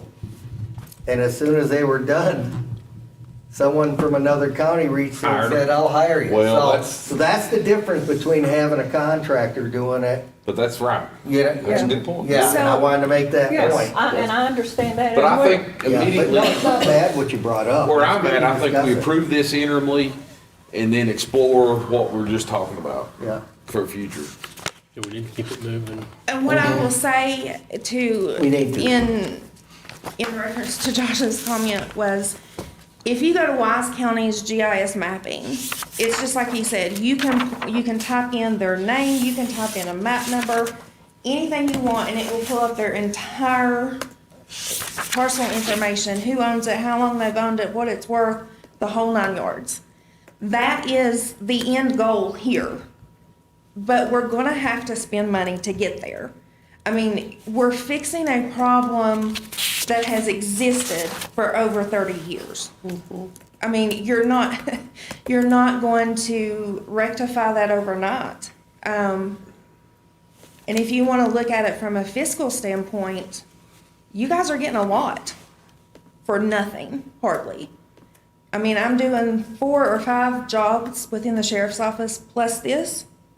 and trying to work with the commissioner's office to get things done on a regular basis. And like I said, I'm going to be very candid, just for your all's clarification. On a regular basis, I'm helping probably 8 to 10 people a week with stuff that I should not have to be doing because I don't house parcel mapping yet. I don't know anything about it. We don't currently have it. But I get those referrals from those other offices, from the treasurer's office, from the commissioner's office, from the building He department. did tell stuff. Because that's where everybody sends them, is to me. Not exactly. I will help them and do whatever I I'm can. looking for a house in Tennessee But right this will rectify that problem. Do we need to send a request to the commissioner's office requesting some help with the mapping department with all of this? I think we can do that. We can have a conversation with the commissioner, but, ultimately, he operates and runs his Well- office. We can request that, but. Right. I doubt. And I mean, honestly, I don't know what they could do They to couldn't. help I don't think they could either. get this off the ground because it is strictly a GIS-based program. Because you can And you use would- what mapping they've got in that office, correct? I would So go eat that's lunch with them. basically That's what the they So first thing I the, do. what Say, we how do we need do from the this? commissioner's office is for them to continue to update the real estate books with the physical addresses, which will help Angie's office and Chris's office.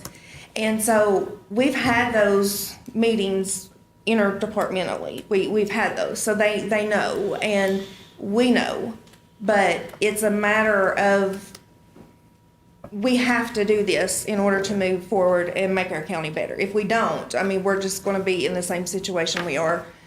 Or I only have- disagree with one thing you said. You said 30, 40 years. It goes back to Oh, the start. sure. Because Yeah. we got plots of land that we don't even know where the boundaries are. Exactly. And stuff like that. But I know you knew that. I just, Yeah.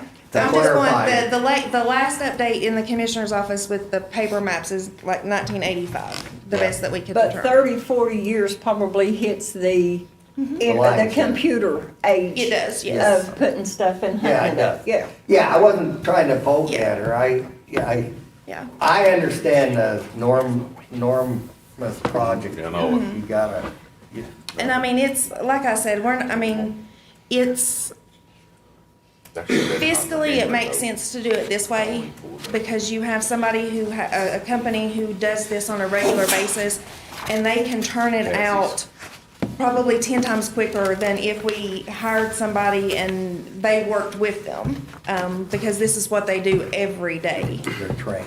Can you imagine hiring somebody at 85 per hour and then work all year? Well, and I that's, think we need to deal with this and move on. yep.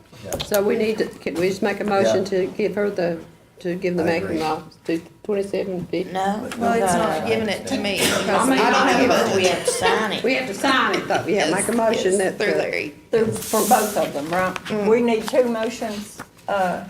Sturgill, Is or one one? of them, Cassie, It's just to Is approve one the of agreement them- that's There's before two the. agreements. That was there too. year, Yeah. yeah. Yeah, the One's a second one, loose- the 10,000 is loose for one. the entire fiscal Oh, year. okay. Okay, that's what I wanted to know. Well, you make a motion, Chairman. 30th. Okay. There's one. You want one for 27. Well, that's what I just asked Mr. Sturgill, and he's looking at. 2750 If we will need two allow or them to one. start April So 1 are and we end June doing 30. both June agreements? 30th. So I mean, you all could It- technically It takes two Table- motions. Okay, that's what I thought. the 'cause it's second two one amounts. until Correct. a later date if you wanted. Which wouldn't deal with it. I make a motion that we approve the 2750 today. Second.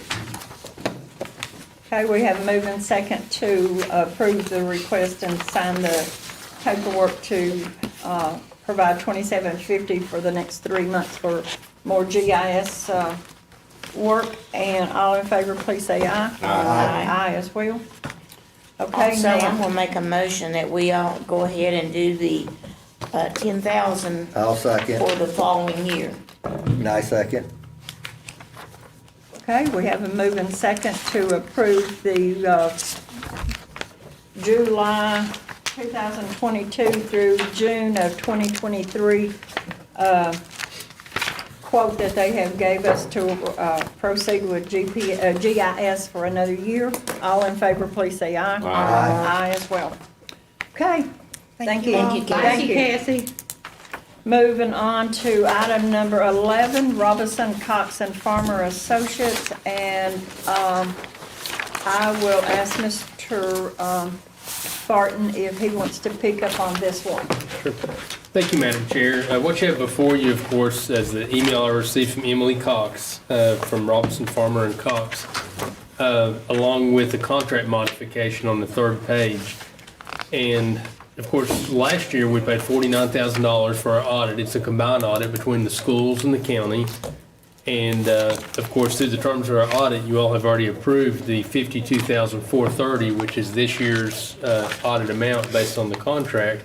But what we have before us is GASB, the Governmental Accounting Standards Board, has enacted two new regulations, GASB 84, which deals with how fiduciary funds are handled, and GASB 87, which has to do with leases. And of course, the lease part is pretty complex here in the county with some of the different agencies.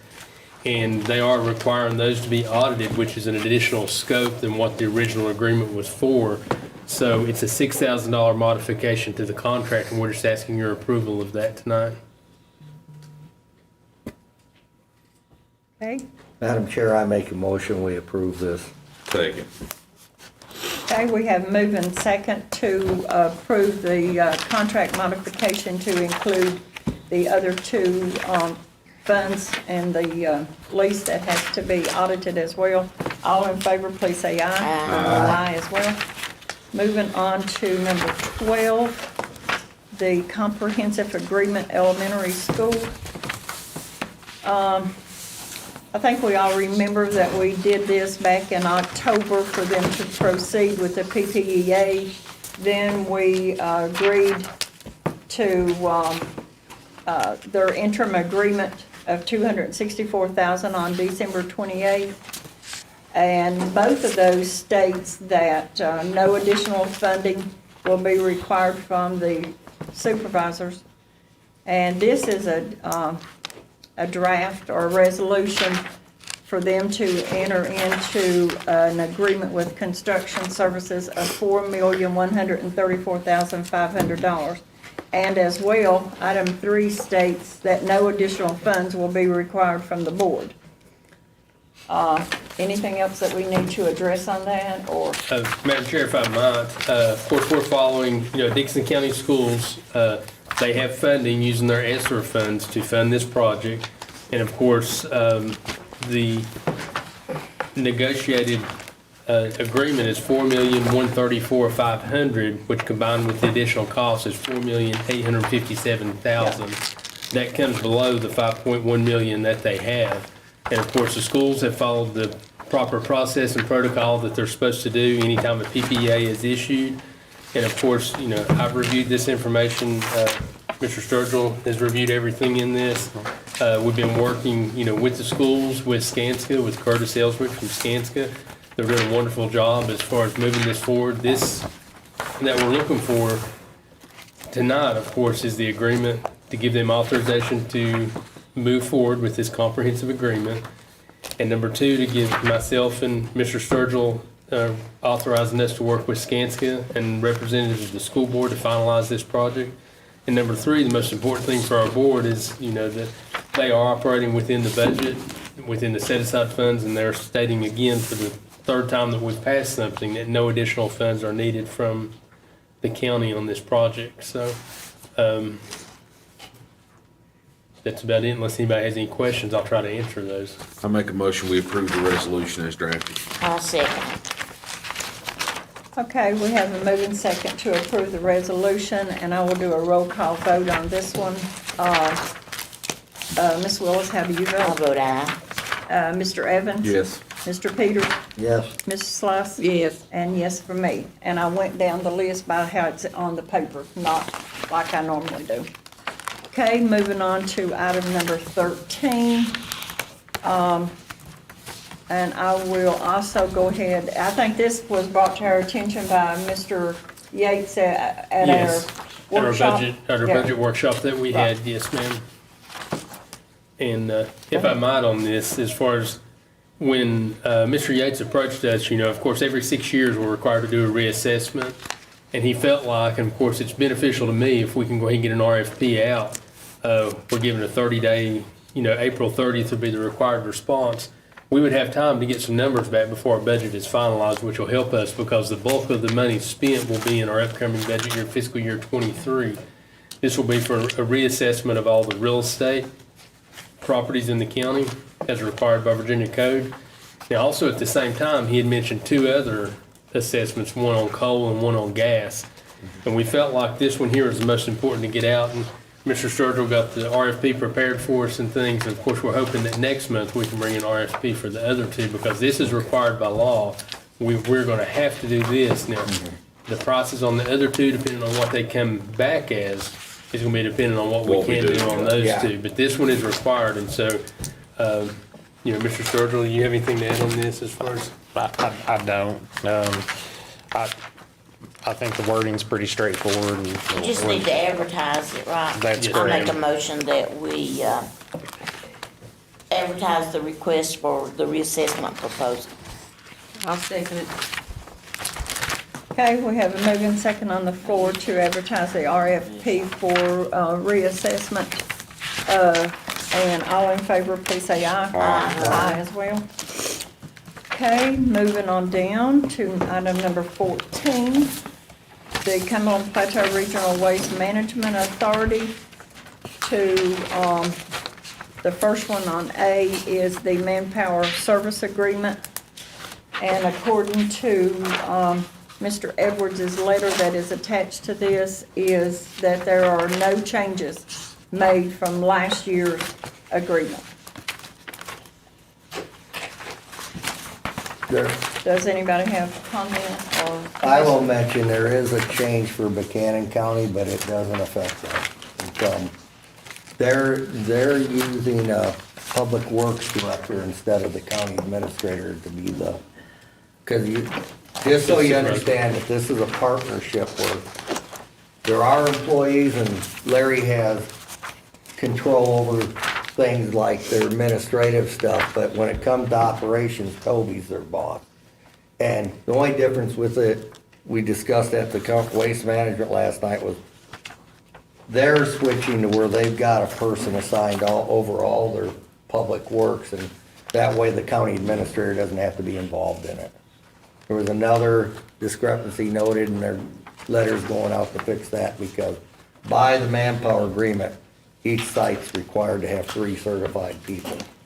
I did, that was what came up in the meeting last night, I thought I'd share. I recommend we approve this. There's language in here, Larry and Will, about the situation of the authority trying to take employees of Dickinson County to other counties to work. I tried to find it. I mean, I know, It's not in there, there's nothing in there. so they can't do that then. Well, there's no language in here, but, when this came up before, Mr. Edwards contacted me, to ask, they won't just send somebody or anything. Okay. That's kind of my involvement in that. so. And our take on that, because I talked to Larry about that, and he stopped it, because our take is, So it's silent on that issue. I didn't mean to.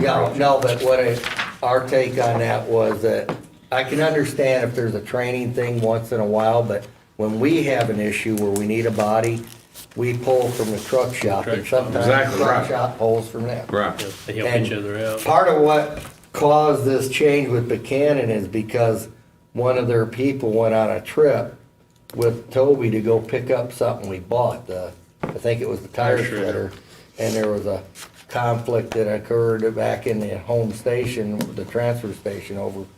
They didn't know he left, so we gotta make sure that coordination between the two of them happening.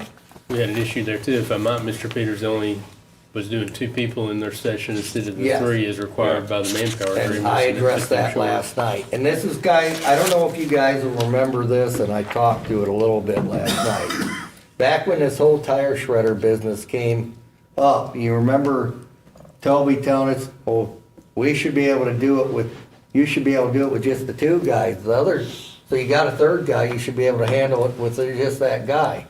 And that raised an issue with me because I knew this manpower agreement said they were required to have 3 certified people.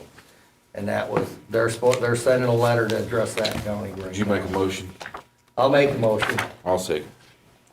Okay, we have a moving second to approve the manpower agreement with the Cumberland Plateau Regional Waste Authority. All in favor, please say aye. Aye. Aye as well. Moving on to 14B, the user agreement. That doesn't have any changes in it either. That's still carried forward. Absolutely no changes from last year. Madam Chair, I make a recommendation we approve this. The motion and recommendation. Well, motion and. yeah. I'll second. Yeah. Sorry. Okay, moving second to approve the user agreement with of the solid waste disposal. All in favor, please say aye. Aye. Aye as well. Okay, moving down to item number 15, appointments to boards. The first one is the Public Welfare Board, and it is my Irvington District placement that Mr. Reisnick has already served 2 consecutive terms. Madam Chair, I make a motion, we appoint April Collins. I will second that. Okay, we have a move and second for April Collins to be, If it's Peggy's appointments, how come you're not making your own? She's chair. Chairman. I still think she can make her own appointment for that. well, I don't have a problem. They both offered to make that a motion for me, and that is who that I had told them that I wanted to put on there. April Collins is my daughter. She has worked with children. She graduated UVA Wise College in December of '02, went straight to work at Big Stone Gap at Lonesome Pine Office on Youth, and she has worked in different departments with children, even worked at social services, and has been gone, I think, Luke is 16, she's probably been gone from social services about 15, 16 years, and working at the Department of Juvenile Justice. And she has been cleared that it is not a conflict of interest for her to serve. Her boss said it wasn't, he checked it with Richmond, and they say it's not a conflict of interest. So, that being said, I appreciate these two making that motion and second for me. And we do have a move and second to appoint April Collins to the DSS board. All in favor, please say aye. Aye. Any opposed? I have to abstain, Madam Chairman. Okay, He abstained. yeah, Josh abstained. Okay, moving on to, number B, the local coal and gas road advisory board. Let me get my notes back here. I understand that Mr. Vic Mullins has resigned or will be resigning due to health issues of he and his wife. I don't know exactly, I think we need 3 names to be placed out there to send to the judge. Yes, ma'am. And the first name that I would like to place on the list is Bradley Butch Lambert. He has worked with the coal department, doing a good job with IDA, and I'd like to Is that a submit his. motion? Yeah, do we make? She can make motions. I thought that's what. Oh, yeah, that's what I. Oh, okay. Do Well, we, I'll is it a make- I'll motion, make a or do you motion that- just nominate a name to go before On them? this, she's nominated name, but Correct. Yeah, so, Yeah, you can take nominations. okay. So it's gotta be a I'm gonna nomination. nominate Vote somebody. on them, don't you? you still have to vote on them. I You think the still way have we to done vote on them. it, the way we done it when we first done it is, if I remember correctly, and I could be wrong, but we voted. We actually, so someone, whoever jumped first submitted the name, and then, I think it. and then we voted I on make a that motion person. that we put Butch Lambert on there. Okay, then, I have a substitute motion that I would like to put AC Blevins on there, And I'll second that motion. and I would like to have him placed first on the list. I second Ms. Willis's motion, if it requires a second. I would put a substitute motion that we put Ron Edwards on You can't there. have You three. can't then. substitute. I mean, are these substitutes, or are they Ron really we're Edwards. putting 3 names on there? That's what. Well, the issue is who, the court typically will appoint whatever the first name is. So we need to vote on who the first name is and then Well, who I'm the second name is. confused. So you have a motion and then a subsequent, like or a to- substitute motion. Which one goes first? Substitute. Substitute vote- motions typically go first, but the way I look at it is it's technically nominations, which would Yeah, go it is. in the order that it's Yes. nominated. Well, I would like to see Butch Lambert's name put first then. Well, that's what the I'm good lawyer with just that. said.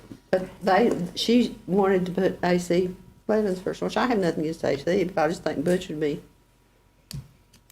Well, you know, AC works cold every day of his life. I know he does. So did Harry, I'll put Harry Childers on there too. I think with the way it was presented, you probably do the substitute motion first, since that's the So way call we're that to doing a it. vote. Correct, And correct. So the context of that was that she wanted him listed first. Correct. So I And think, Then we go back and vote on her. On the other person was the part of the Second original. name and third name. Exactly. Bradley. Can you do the second name and third name together once you do the substitute motion first? We'll have No, to go. Do three separate motions? Correct. Okay, all right. go ahead and you call for a vote on Ms. Wills' substitute motion. Yeah. Correct. Wish. Okay, substitute motion, and second for AC Blevins to be listed first, for the Coal and Gas Road Committee. All in favor, please say aye. Aye. Aye. Any No. opposed? Well. Opposed. I'm opposed. I'd rather Butch be first. I think it passed, didn't It did. 3-2. Okay, we need a motion for Bradley Lambert, or Butch Lambert and Harry Childers to either be second and third, whichever. I'll make a motion for Butch Lambert and Harry Childers. Second, just the way you said it, second and third place? Butch Let's do second, it Harry. I don't care which We'll one. need I'll separate second it. motions. We Pardon? need 3 separate motions. I on would that. probably, since we've done it that way, just do it. I don't know what they're doing. I don't think they do either. Well, you gotta send 3 names, and we voted on yours first, so we gotta vote. I think it should be 2 separate. Yeah, you gotta Okay, vote so- on the other 2. So amend the motion. Okay, amend the motion. We need a motion to place Bradley Lambert's name second on the list. We don't, I mean, you can't dictate who, I mean, I know what you're saying, but the floor's open for a motion. Okay. Yeah, I make a motion, we put Bradley, Butch Lambert on second. I'll Can I second make it. another, okay, Okay, Why not? You vote on that? okay. we have a moving second for Butch Lambert's name to be second on the list for the Coal and Gas Road Committee. All in favor, please say aye. Aye. Now, we need a motion for the third name. You didn't ask if anybody opposed? Anybody opposed? Excuse me. Yes, they do. I'm opposed. You're opposed to Butch being second. I'm opposed, yes. Y'all Okay. wouldn't vote for me. Oh, okay, whatever. I'll make a motion, we put Harry Childers' name on there. I'll second it. I don't see why the judge would care which one's on first, second, or third. They probably don't, it's just sort of, I guess, what's the word, tradition or something? I don't know. Okay, we have a moving second for Harry Childers' name to appear the third name on the list for the Coal and Gas Road Committee. All in favor, please say aye. Aye. Any opposed? Yes, I'm gonna opposed. say no. Okay. So the first one I don't have passed. anything against Harry. I'm opposing how y'all have done me.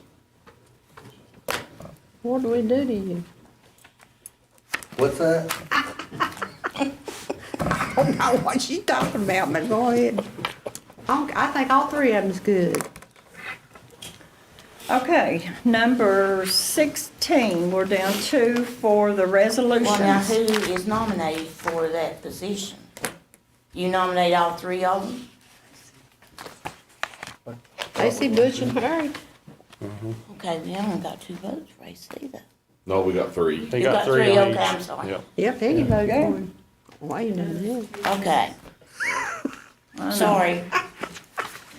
If I voted against it, it'd never be forgot, so that's just the way it works. Number 16, the resolutions. Gotta have sense of humor around here, youngins. The First resolution is on the Old Dominion Power. I don't know if everybody else got a piece of mail from Old Dominion Power. I got one and shared it with Larry. Don't know if everybody else got one about the increase. Well, we don't have no Dominion Power in this county. We do too. In Up your on box Rouse or Down. at home? Yeah, Oh, they I all know came. that. I do have A a little question, section. and we've talked about it before. Where are they at in Old our Dominion county? in the I believe I it's didn't know Sandy there was Ridge. all There's It's just a Old little Dominion small Power on sliver that Sandy they come Ridge. down from They the have North Old coverage Dominion area. up there. Where at? Joe, is it Ralph Stanley Watson's got Highway? Old It's in Dominion. your district, isn't it? It Old is Dominion. in my district. Okay, Yes, and that's it's in what our I was district. wondering, I It just, comes didn't in know as a that little either, Ron. sliver from Wise. Yeah, they, Old Dominion, takes care of some I of make those a over motion, we there. approve the resolution. Second. Did they increase their, what Well, they that's what charge they're- people? That's If what the they're SEC seeking allows to Well, I do. ain't gonna vote for them to increase that. We have So a you'll vote moving, yes then? we have a moving second on the floor to, pass this resolution, opposing the, rate increase by Old Dominion Power. All in favor, please say aye. Aye. Any opposed? Okay. Number B is the Cumberland Plateau Seed Crop Resolution. Madam Chair, if I might on that one, when we talked previously, we were looking at doing a CPROP application on a building for one of our other economic development projects to be used as a clinic type facility. And that building, I think, is under contract with another local individual here right now. So what we're doing, and actually probably a greater need, a greater cost that we have right now, is going to be rehab of the second floor of the Serco building here in the industrial park. It's going to currently provide, 50 plus jobs initially. It could be up to 80 jobs on that, and we can talk more about that later in closed session as far as the specifics of this company. But right now, they are going to need space here in the county for that. We have no usable space for them right now. We're getting prices on the cost of the work, but it will be well in excess of $100,000. And so we're proposing that the county do an application for CPROP funds to go towards the cost of renovations on this project. So that's what we have before us with this resolution tonight. Madam Chair, I make a motion, we approve the resolution, or the application. Well, it's a resolution to go with the application. Yeah, that's what I'm Okay. at, I'm sorry. I'll second. Okay, moving second on the floor to approve the resolution in support of a CPROP grant application. All in favor, please say aye. Aye. Any Yes. opposed? Aye as well. Okay, down to number 17, the adoption of our public hearing of the fiscal year tax levies that we had our public hearing on. I make a motion that we approve the tax levies for 2022 to 2023 as they are. Second? I'll second it. Moving second on the floor to adopt the tax levies for the year 2022, 2023 with no tax increase from our 2021 to 2022 year. All in favor, please say aye. Aye. Any opposed? Aye as well. Okay, other business. Have any other business to come before us? Okay, hearing none, we'll move on to item number 19, our closed meeting. I make a motion that we go into closed meeting pursuant to Virginia Code Section 2.2-3711A, 1 and 5A, Section 2.2-3711A, 1 personnel, 1 all departments, A, Section 2.2-3711A, 5, 2 economic development, 1 update. Okay, we have, do I hear a second? Second. Okay, we have a moving second to go into closed session to discuss matters that is on our agenda only. All in favor, please say aye. Aye. Any opposed? Okay, we are in closed session.